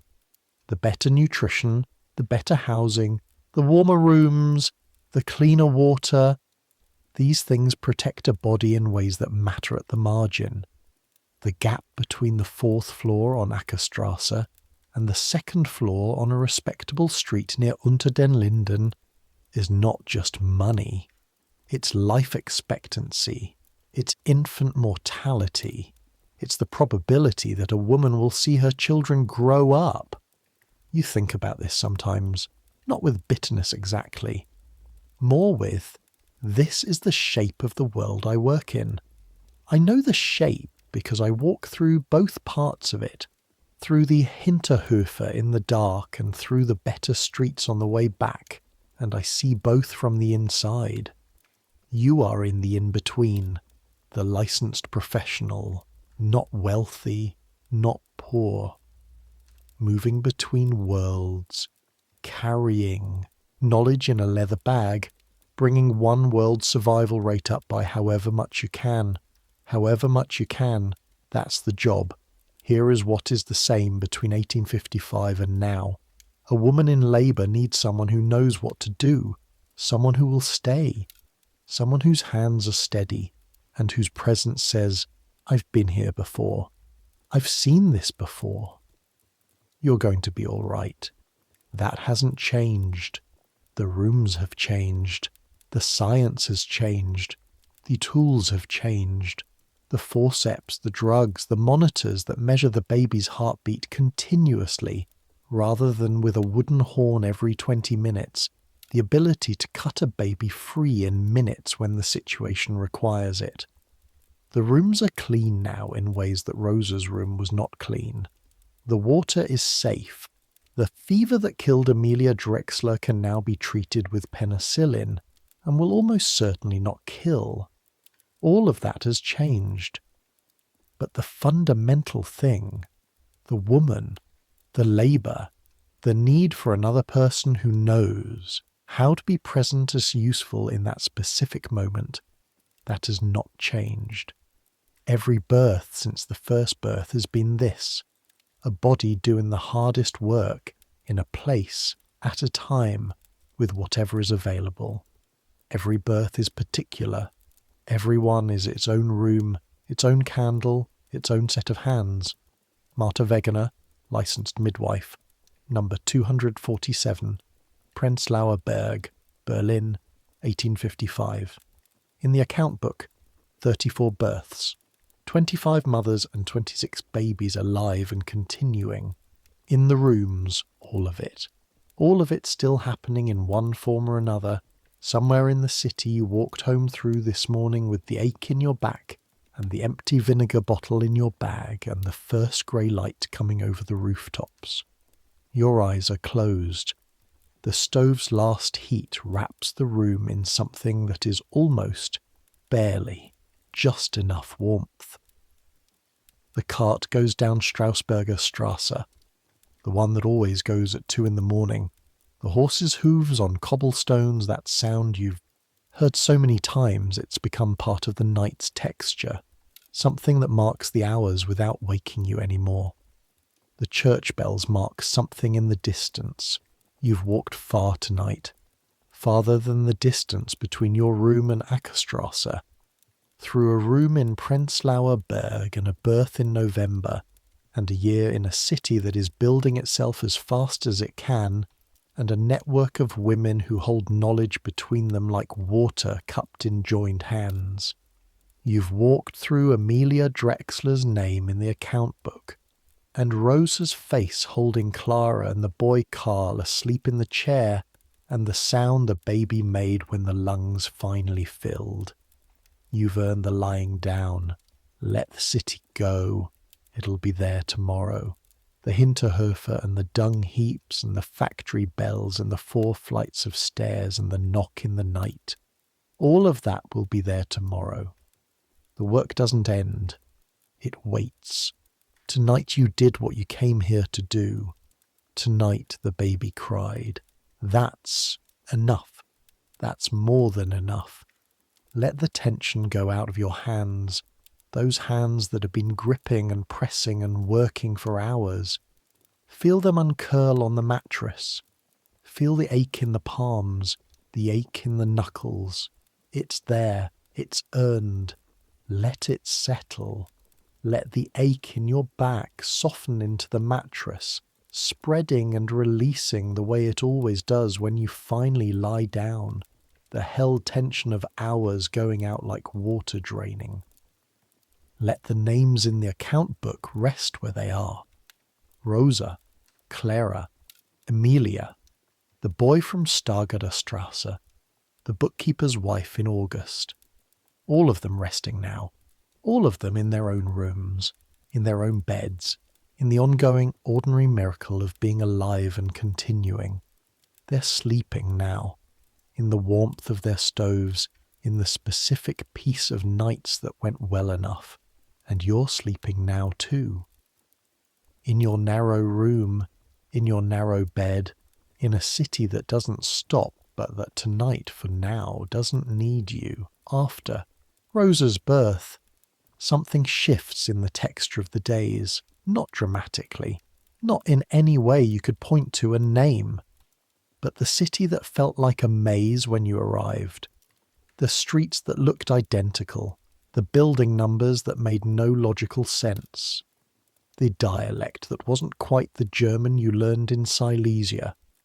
That city has become something you move through without thinking.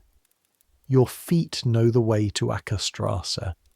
Your feet know the way to the pump on Stargarderstrasse and the Apotheke on Schönhauser Allee, where you buy your vinegar by the bottle and the man behind the counter no longer asks what you need it for. You know this city, the way you eventually know any place you've committed your body to. In your muscles, in the calibration of your stride. The seasons pass the way seasons do in a northern city, with real weight. Berlin doesn't do seasons politely. Winter in Berlin is a serious statement. Spring arrives tentatively and then with conviction. Summer turns the tenement courtyards into something between an oven and a cesspit.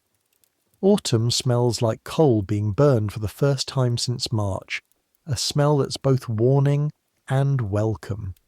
You live all of it.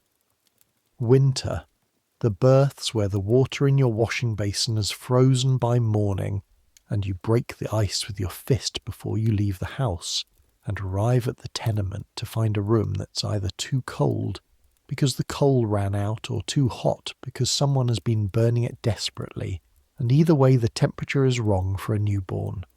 You learn things in winter that you don't learn in summer.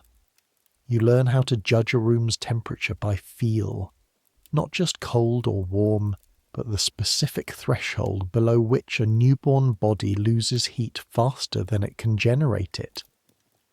You learn to put the wrapped baby not just near the stove, but in the precise zone where the heat is consistent and not too direct.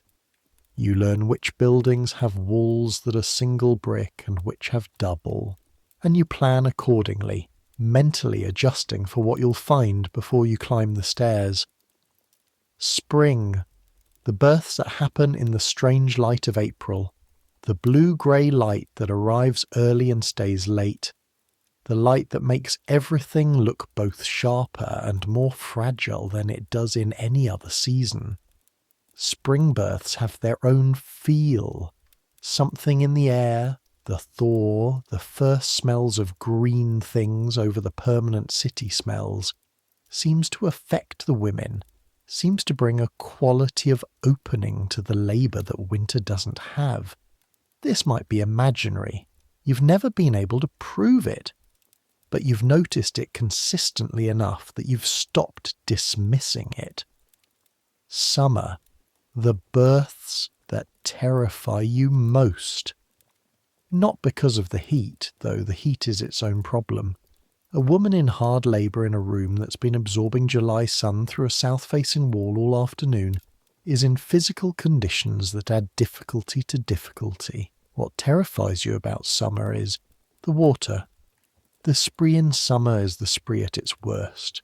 The city's waste, which in winter is at least somewhat suppressed by cold, becomes in summer fully, aggressively, unmistakably present. The smell of the river in August carries for blocks. The water from the pumps that serve the tenements, water that comes from aquifers and wells and sources that are closer to the contamination than anyone in an official position will admit, that water, in summer, has killed people. You boil everything you can in summer. You boil the water for washing before you use it. You tell the families to boil the water they give to the mother to drink. Some of them do, some of them can't. The fuel costs money and the time costs time.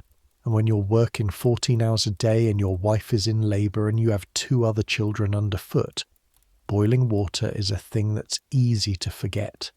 The cholera knows this. The cholera that will come back in 1866, that you don't know is coming, is already present in embryo in the summer water of 1856, waiting for the right conditions. You just wash your hands and hope. In June of 1856, you go to see Frau Holtz. She lives on Bernauer Strasse, in a building that was old when the new tenements were going up. A solid building, brick going grey with decades of coal smoke, 3 stories, with a courtyard that has an actual tree in it, a linden tree that someone planted 40 years ago and that has no business being there, and that exists anyway, growing out of the cobblestones with the stubbornness of something that decided it belonged. Frau Holtz is 63 years old. She's been attending births in this district since before the current tenements existed, when Prenzlauer Berg was still semi-rural, when the streets she walks now were paths between fields. She is delivered, by her own count, which she keeps in her head because she never learned to write with any fluency, approximately 400 children. She is not licensed. She has never been licensed, has no interest in being licensed, and regards the licensing system with the serene contempt of someone who has been doing effective work for 40 years and doesn't need a government stamp to confirm it. The male doctors at the Charité regard her as a relic, a folkloric figure, a holdover from a pre-scientific era. They're wrong, but they don't know they're wrong, and Frau Holtz doesn't particularly care what they think. You visit her because Sophie Lenz told you to, and because Sophie Lenz has never given you bad advice, and because you have a question you've been carrying for 3 months and haven't been able to answer from your books. The question, a specific pattern you've noticed in certain labours, where the contractions are strong and regular and then suddenly space out and slow, not because the labour is ending, but because something else is happening.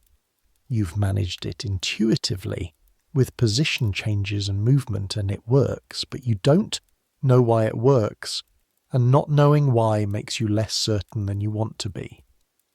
Frau Holtz opens the door, looks at you for 2 seconds and says, "You're the Silesian girl. Sit down." Her room smells like dried herbs and coal and old wood. Not unpleasant. The herbs are hanging from the ceiling in bundles. Chamomile, linden blossom, something you don't recognise. The coal is doing its work in a small stove. The old wood is everywhere. The building's bones visible in this room in a way that newer buildings don't allow.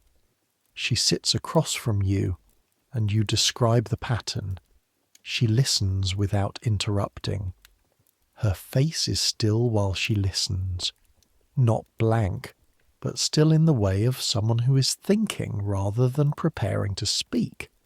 When you finish, she asks 2 questions, specific questions about the position of the baby and the position of the mother. You answer both. "The baby is turning," she says, "finishing its rotation. Most babies rotate during labour. They come in at one angle and they have to make a quarter turn to come out correctly. When the contractions slow like you're describing, the body is pausing for that work, not stopping, adjusting. You think about the births you've attended where this happened. The way it felt at the time, concerning, the concern managed by intuition rather than knowledge. Now with this frame, the intuition makes sense. The position changes help because they help the baby turn, you say. The position changes help because they help the baby turn, she confirms, as if it's obvious. Because to her it is obvious, absorbed from 400 births rather than from any book. You sit for another 2 hours. She tells you things. You listen, the way you listen at a birth, completely, without performing listening. The actual absorption of information through a combination of your mind and your body's memory.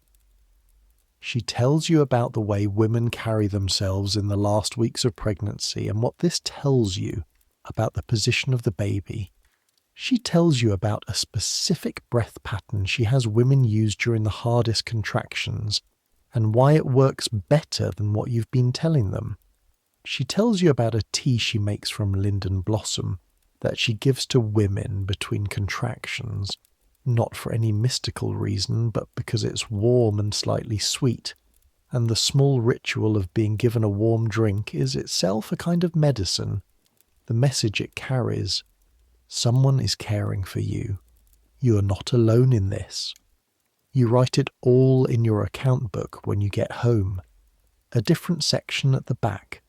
The pages you keep for knowledge rather than records. That section is getting full. Sophie Lentz comes to you in September with a case she can't manage alone. She is 24 years old, Sophie, newly licensed, and she has the kind of confidence that comes from being smart enough to learn things quickly, but not yet experienced enough to know how much she doesn't know. You are the same at 24. Everyone is. The case. A woman on Danziger Strasse, 7 months pregnant, with swelling in her feet and legs so severe that her ankles have disappeared into a continuous column of flesh from knee to foot, and headaches. The kind of headaches that come in waves and make the edges of vision bright. You go with Sophie to see her. Her name is Greta Boom. She is 31. This is her 5th pregnancy.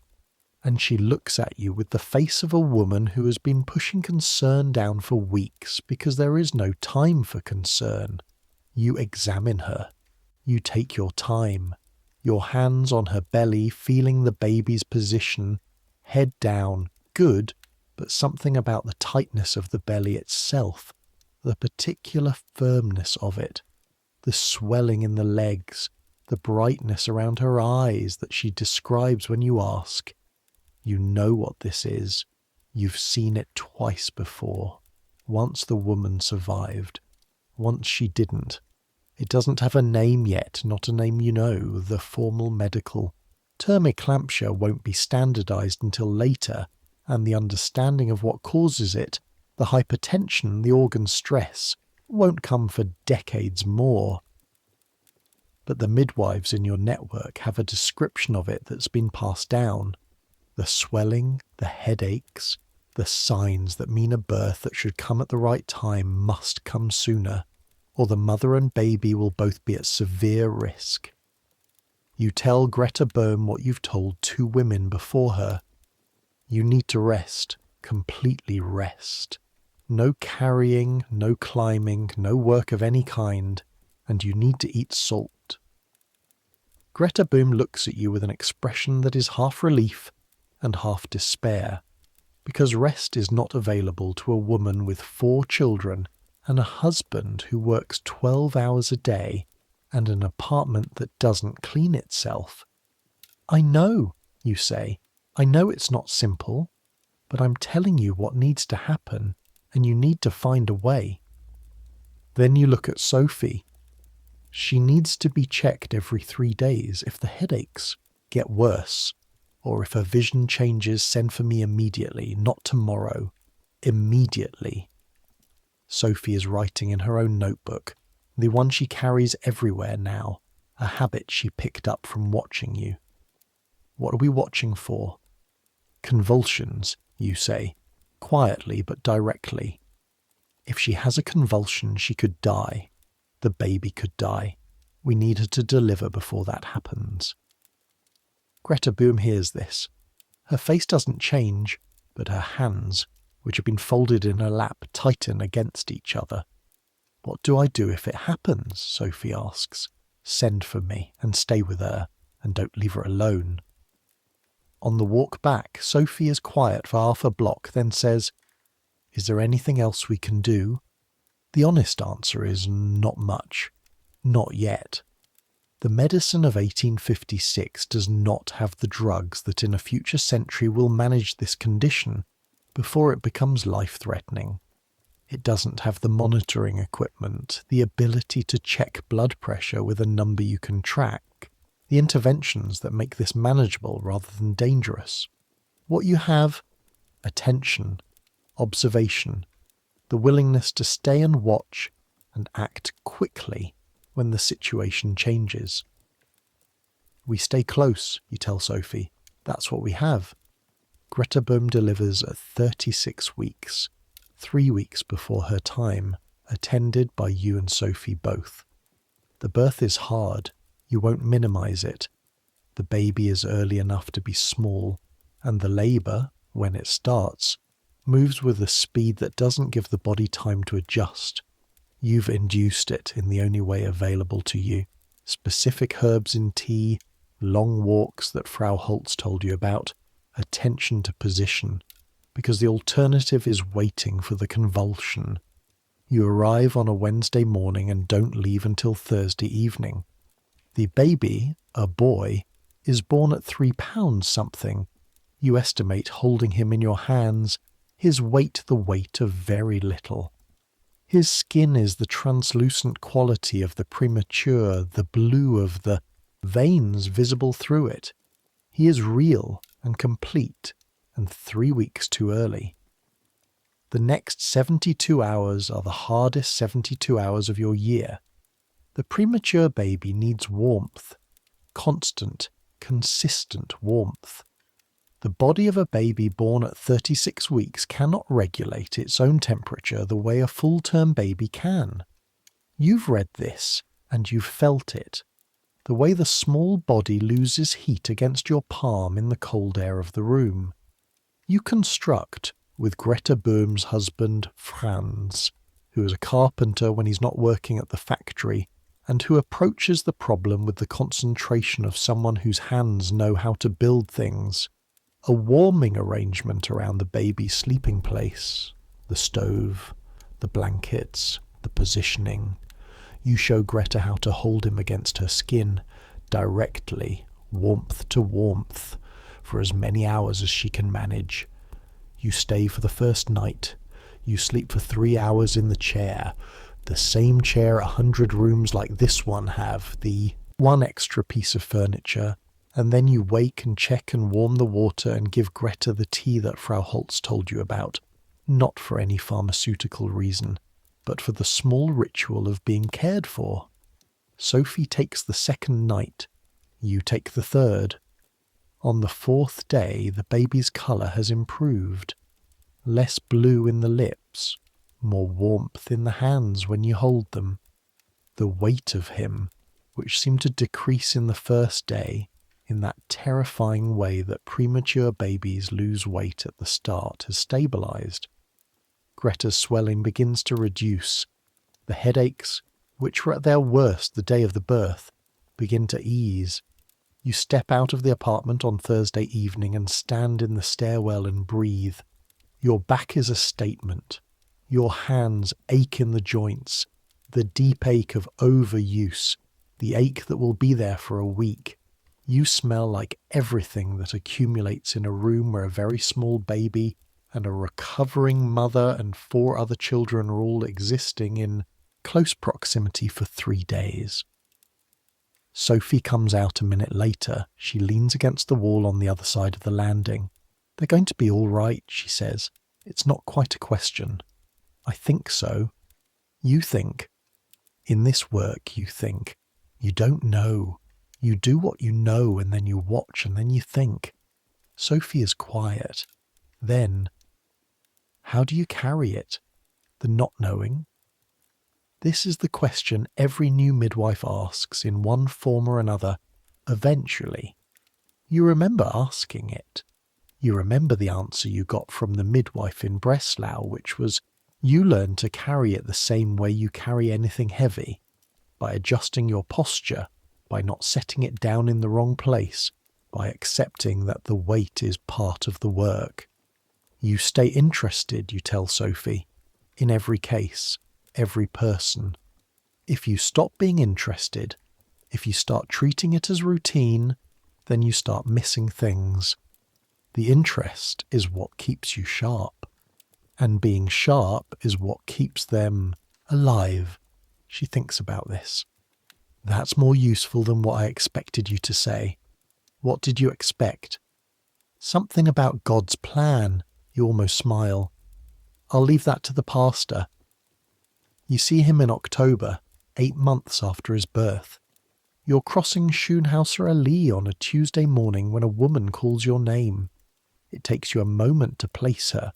The mother, younger than you remembered her looking when you last saw her, her face less strained. She's carrying a baby on her hip. The baby looks at you with the evaluating curiosity of a baby who has had 8 months to develop opinions about faces. His colour is good. His eyes are bright. He is substantially larger than the last time you held him, which was in the seconds before he decided to breathe. Those seconds. You have not forgotten those seconds. You will not forget them. He is well, the mother says. It's not a question, but it has the quality of something that still surprises her. The wellness, still something, she marks. He looks it. You reach out and he takes your finger with his whole hand. The automatic grip reflex of babies that has already started to become intentional. The grip of a baby who is choosing to hold rather than just responding. Those small warm fingers around your one finger. You stand on Schönhauser Allee in the October wind with your finger held by a baby who almost didn't breathe, and you let yourself feel it. The full, unguarded weight of it, for exactly as long as it takes for the traffic on the street to resume and the moment to pass back into the ordinary. Bring him to see me in spring, you tell the mother. You continue walking. You have a birth to check on, 2 streets away. A woman in her 3rd trimester you've been watching for 2 months.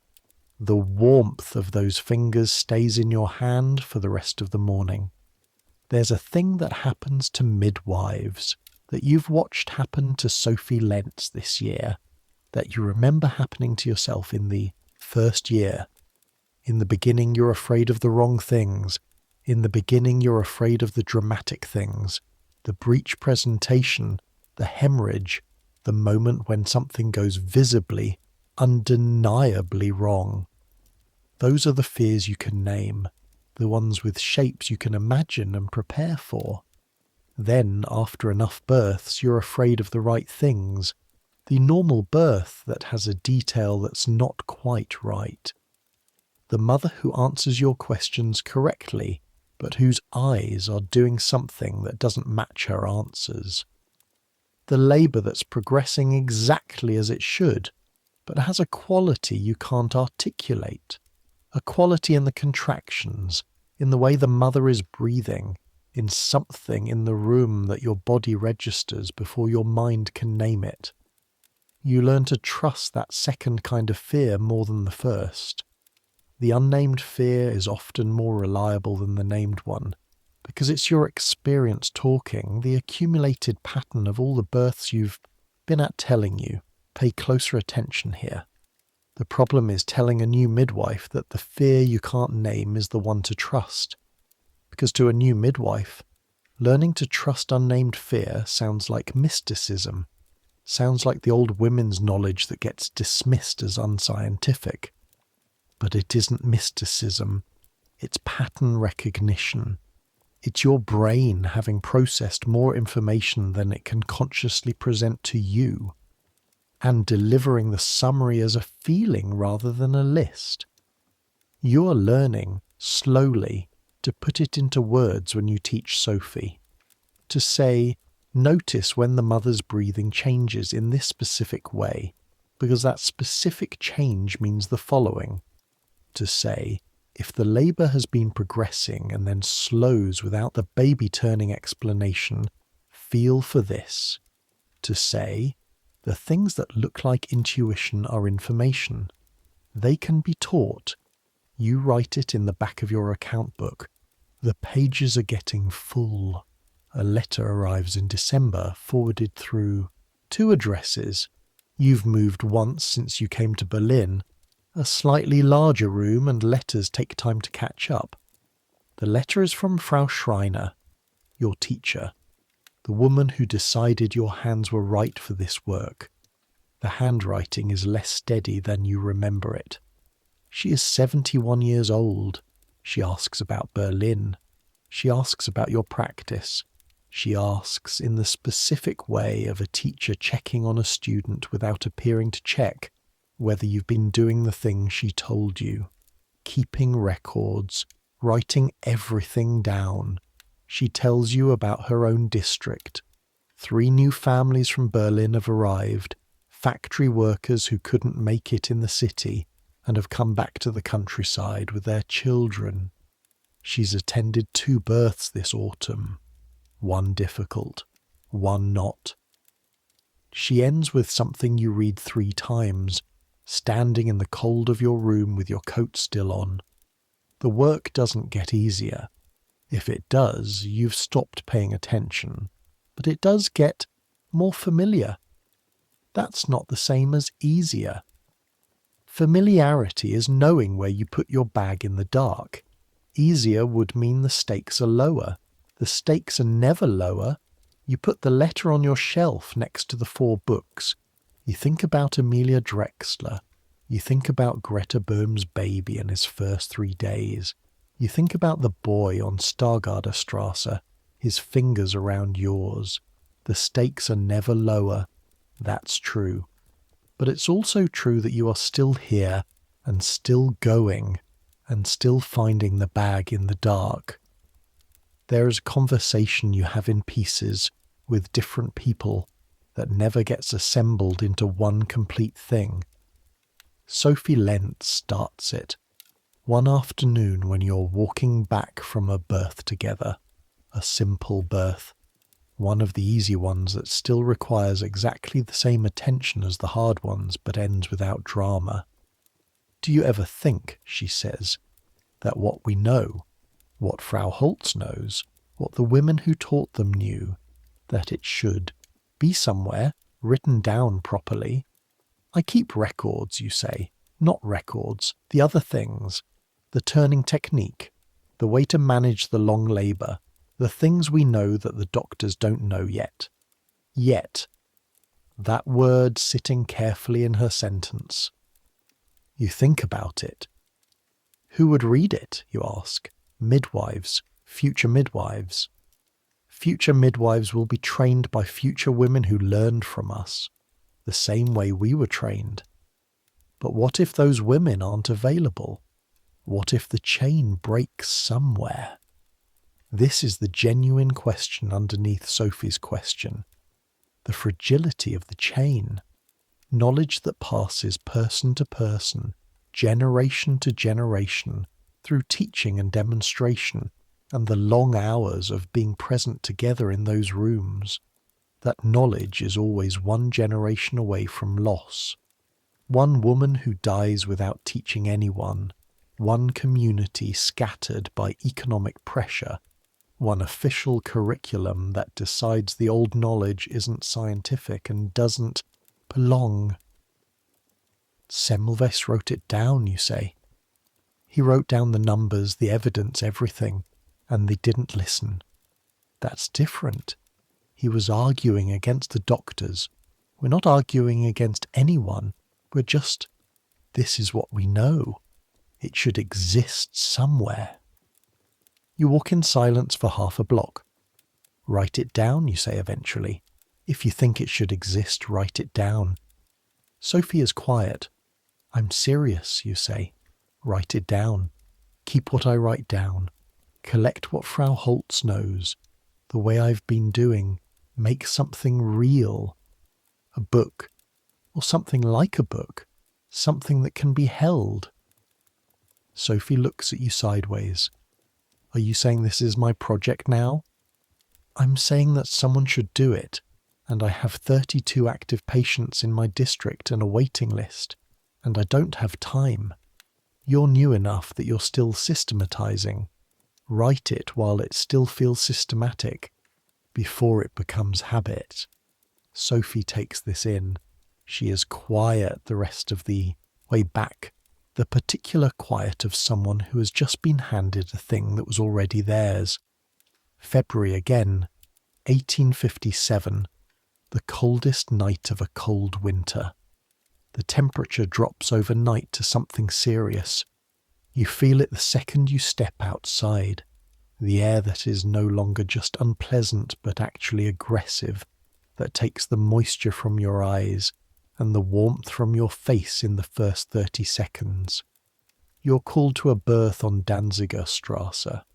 Not Greta Böhm, a different family, ground floor apartment, which is both better in summer and worse in winter, because the ground floor in these buildings draws cold from below and from the walls, and has none of the accidental warmth of having apartments above and below you.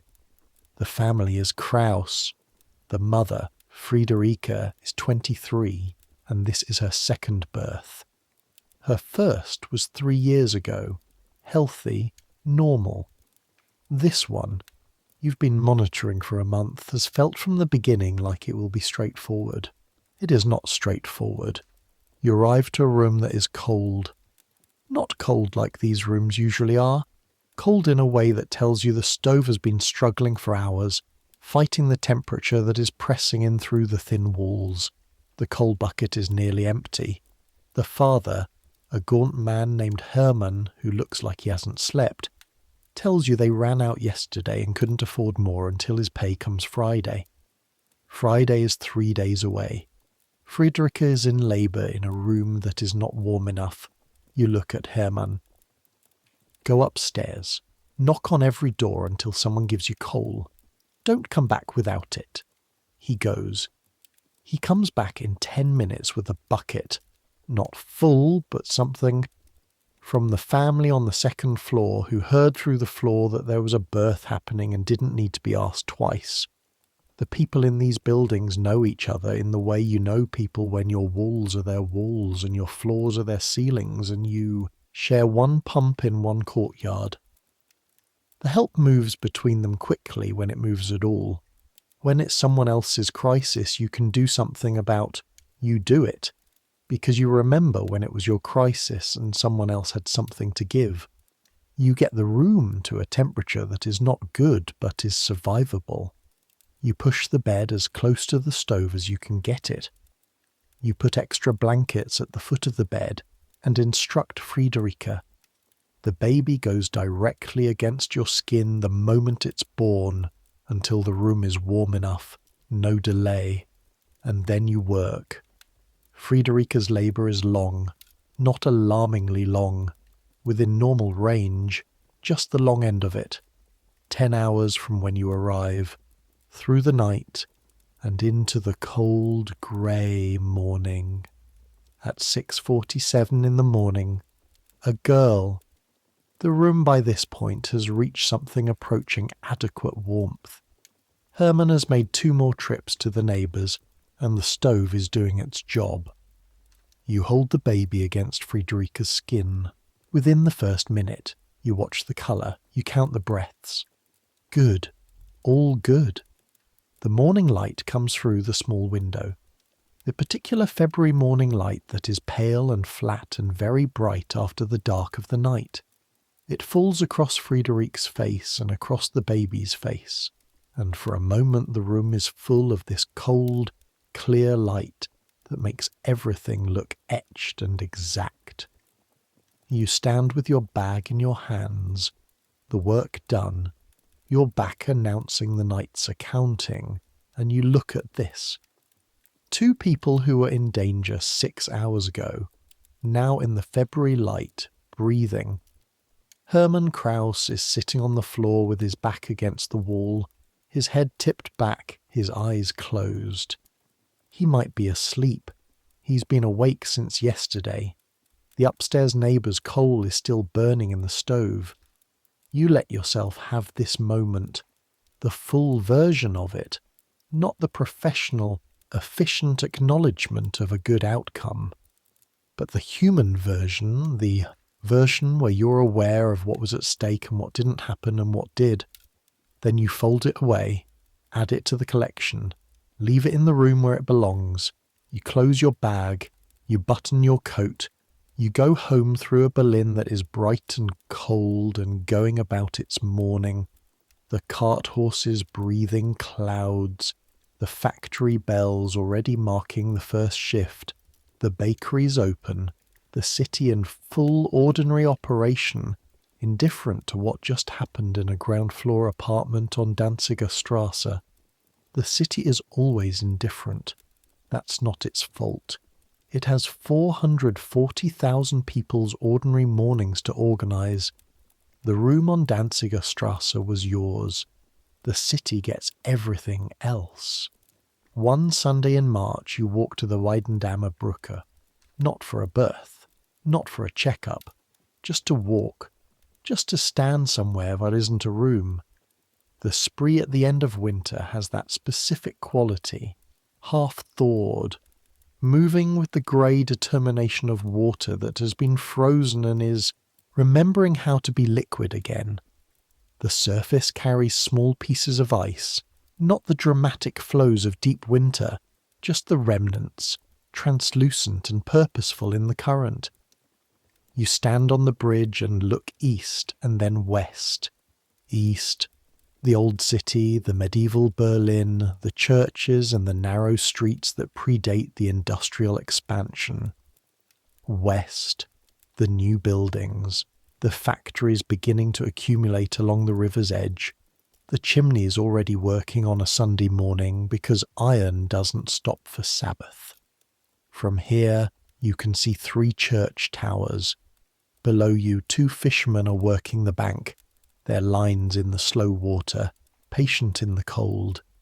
A barge moves upstream, pushed by the current at the edges, steered by a man at the back who has probably been on this river his whole life. You think about Friederike Krause and her daughter in the apartment on Danziger Strasse. You think about Rosa Kramer and Clara, now 4 months old, presumably growing. You think about Amelia Drexler, whose name is in the account book in slightly different ink. You think about Frau Schreiner in Breslau, her handwriting less steady now. You think about Sophie Lentz, who came to you last week with the beginner of something. Pages, handwritten, careful, the knowledge being organised. The technique for the long labour, written down. The signs to watch for in the final weeks. The tea that Frau Holtz makes, the linden blossom, explained not as mysticism but as practical warmth and comfort with a specific purpose. Written down, existing somewhere outside of heads and hands, surviving maybe in a form that doesn't depend on person-to-person continuity. Sophie is 24 years old, and she's beginning to make something that might matter. You've been in Berlin for 3 years. You're 29 years old. You have an account book with 47 births in it. You have a leather bag that is in its 3rd vinegar bottle. You have 4 books on a shelf and a letter from Frau Schreiner and a network of women who know things. You're not wealthy. You're not powerful. You're not a person whose name will appear in the historical record of Berlin's medical history, Because the historical record of Berlin's medical record is about the men at the Charité and the professors and the scientists, and it will be decades before anyone thinks to look for the licensed midwives in their account books. But you exist. The work exists.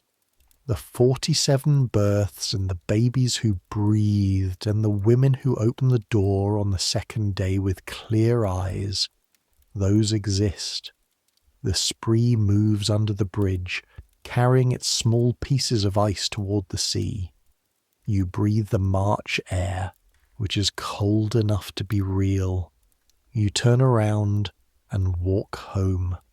Here's what you remember years later about this work. Not the dramatic nights. Those are memorable in their own way, but they're not what stays. What stays are the small things that got into you through repetition. The particular sound that a straw mattress makes when a woman shifts position during labour. A sound you've heard in 47 rooms now, so consistent it's become almost a comfort, evidence of life continuing. The weight of a newborn in your hands, the specific weight, somewhere between feather and stone, that changes with every baby but stays in a range like you know your own handwriting. The way the weight shifts when the baby decides to move, the sudden surprised redistribution of it in your palms, cold water on your hands from the courtyard pump in the dark. Every building has a slightly different pump. Some of them are stiff and require real force. Some are loose and pour quickly. Some make noise. Some are silent. You know them all now. The sound of a 9-year-old boy's footsteps going down 4 flights of stairs to get more water. The specific quality of quiet in a room when a birth is over and the baby has been examined and placed with the mother and everything that needs to happen next is not yet happening, and for one moment the room is just people breathing in the orange light of the stove. That quiet, that specific quality of it, you carry all of it. It's not a burden, it's more like ballast. The weight that keeps a boat stable in the water. The weight that means you don't tip over when the hard nights come. It comes from the work. The work gives it to you.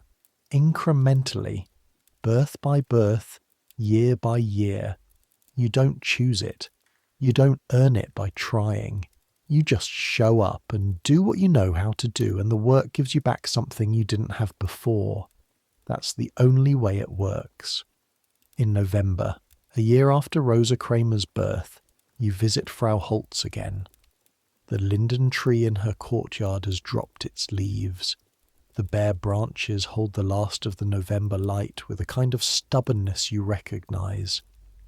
You sit in her room that smells of herbs and coal and drink the linden blossom tea she always makes. The practical ritual of warmth and being cared for, and you tell her about the year. She listens the way she always listens. When you finish, she says, "How many lost?" "This year, 2 mothers, 4 infants." She nods, not dismissively. The nod of a person who has kept her own count for 40 years. "Last year," she asks, 2 mothers, 3 infants. "The year before, 3 mothers, 5 infants." She's quiet for a moment. "The numbers improve," she says. It's not praise exactly. It's an acknowledgement of a direction. "Not fast enough," you say. "No, not fast enough. They never improve fast enough." A pause, her eyes on the window, the bare branches of the linden tree. "But they improve. That's the work.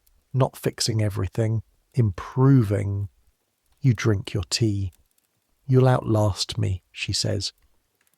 It's not said with sadness. It's said the way you state a fact about a river. It goes where it goes, and the observation is just an observation. Don't say that. "Why not?" "It's true, I'm 64. My knees complain at 1. Flight of stairs, and I've been complaining back at them for 3 years, and eventually one of us will win and it won't be me." She gives you a look that contains something like humour. You'll be here. Sophie Lentz will be here. The woman after Sophie Lentz. The chain continues. The chain that almost broke a dozen times. And didn't. She sets down her cup. The chain that didn't break is the only chain there is. The broken ones are gone. The one that's here is the one that held. You hold this. The one that's here is the one that held. 400 births of knowledge, 40 years of knowledge, and before that, all the women who taught Frau Holtz, and before them, all the women who taught those women, back through generations that didn't write it down and didn't need to because it lived in hands. I'm writing it down, you say. Sophie is writing it down, the techniques, what works. Frau Holtz looks at you with an expression you can't quite categorize, something between approval and something more complex. The look of someone who has spent 40 years knowing things that weren't written down, looking at someone who was about to write them down, and feeling both the rightness of it and the small loss of the old way. Good, she says. Just that. Good.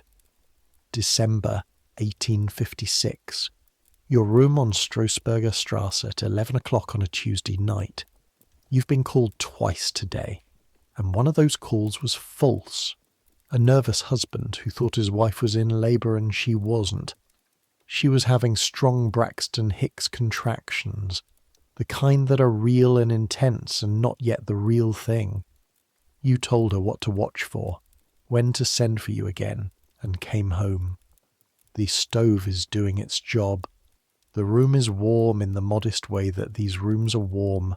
Not truly warm, not the warmth of a larger space with a larger stove, but warm enough.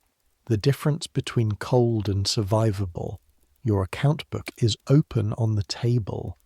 47 births in 1855 to 56 from your arrival to now. You've been totalling them up, making the annual summary you keep in the back of the book. Mothers surviving 43, mothers lost 4, including Amelia Drexler, whose entry is still there in slightly different ink. Healthy infants at 1 week 38. Infants lost in first week 9. Infants lost. Cause prematurity 3. Fever 2. Complications at birth 2. Unknown 2. You look at the numbers. The medical establishment of Berlin 1856, if it looked at these numbers at all, would say they're average. Normal for the district, normal for the era. You say 9 infants, 4 mothers, 13 people who are alive and are not. You say their names to yourself, the ones you know, the ones who became more than entries, the ones whose faces are in your memory. You close the book. Then you open it to a new page, a clean page, and you write, January 1857, beginning. The work continues. On a Thursday morning in March, you pass Rosa Kramer on Ackerstrasse. She's carrying Clara on her back, not her hip anymore, but her back, the way you carry a child who is getting heavy, the weight distributed differently. Clara is 16 months old. She's looking at the world over a mother's shoulder with the interested intensity of a child who's been studying things for over a year and has developed strong opinions about what she sees. She sees you. She doesn't know who you are in the way an adult would know. But she looks at you with an attention that's different from how she looks at other strangers. Something in her face that might be recognition, might be the echo of an early memory that is too early to be a memory in the usual sense. Just something in the body, some cellular remnant of the first hands, the first warmth, the first transition from one world to another. Or maybe it's just a baby looking at a person. Rosa stops. Frau Wegener. Rosa. You look at Clara. She's walking? Since September. She runs. Already she runs. Rosa's face holds that particular combination of exhaustion and irresistible affection. That is the face of every mother in this district. every woman who is doing too much and would do it again. You reach out to Clara. She considers your extended hand for a moment with the evaluating solemnity of a 16-month-old, and then, deciding something, takes one finger. There it is, the grip. Same grip, different size than 8 months ago on Schönhauser Alley. Bigger now, stronger, a hand that has been reaching for things and grasping things and learning what hands are for. You let Clara hold your finger for exactly as long as she wants to.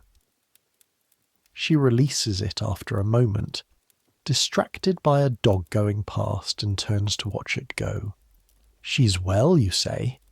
She's well, Rosa says. You say goodbye. You continue in your direction. Rosa continues in hers. The street flows around you both. The carts, the voices, the November smell of coal and wet cobblestones, and the Hinterhof around the corner, the ordinary continuous noise of a city that is always in the middle of something. Your bag is in your hand. Your next visit is 2 streets away. You keep walking. You close your eyes. The sounds of Berlin settle around the edges of the room. The cart that always passes at this hour. The faint bell from somewhere in the direction of Alexanderplatz, too far to count. Just the presence of bells, marking time for a city that doesn't stop. Your hands on the blanket. Those hands, let them rest. For once, let them be still. They've been moving all day, all week, all year. Pressing, gauging, guiding, cutting, tying, wrapping. They've done what they were trained to do, and more than they were trained to do, and a few things that nobody trained them for, things they figured out in the moment, in the dark, in rooms where the candle was almost gone and the only light was the stove. Let them rest now. Feel the weight of them on the blanket. Heavy with the day, good heavy. You're back against the mattress, the familiar map of where it aches and where it doesn't. The ache that is tonight's record. The log of all the bending and standing and not sitting that the work requires.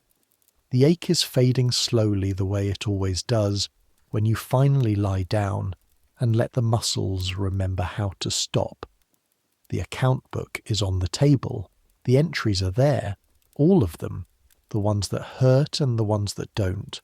All of them part of the same work, the same long ongoing work that doesn't end, that just continues from one name to the next, from one knock in the night to the next. 47, going on 48, going on whatever comes next, but not tonight. Tonight the bag is in the corner where it always is. Tonight the vinegar bottle is full. Tonight the clean linen is folded on the shelf. Tonight someone else's candle is burning. Somewhere in Prenzlauer Berg, in a room very like the room on Ackerstrasse, someone is labouring. Someone's hands are steady in the dark. Someone's bag is open and the work is happening right now, the same work that has been happening in rooms like this one for longer than Berlin has existed, longer than Prussia, longer than Germany. The work goes on. It doesn't need you every night. It has other hands. Tonight yours can rest. Let the breath slow.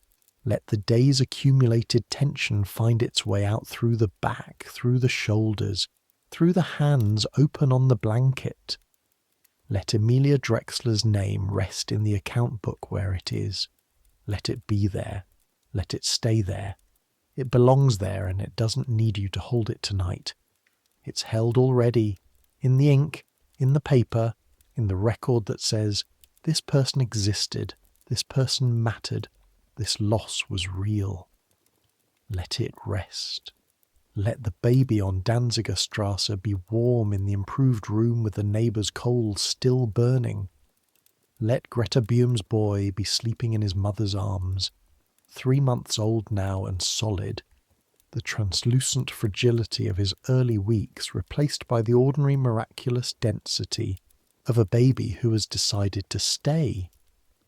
Let Clara Kramer be somewhere asleep in the building on Ackerstrasse, in the room where she was born, 4 flights up from the courtyard and the dung heap and the pump, growing, going on becoming a person. Let Sophie Lentz be somewhere writing things down, the knowledge finding its way into pages, the pages finding their way into something that will outlast both of you. Let it all be what it is tonight, without you holding it. You've held enough today. Rest.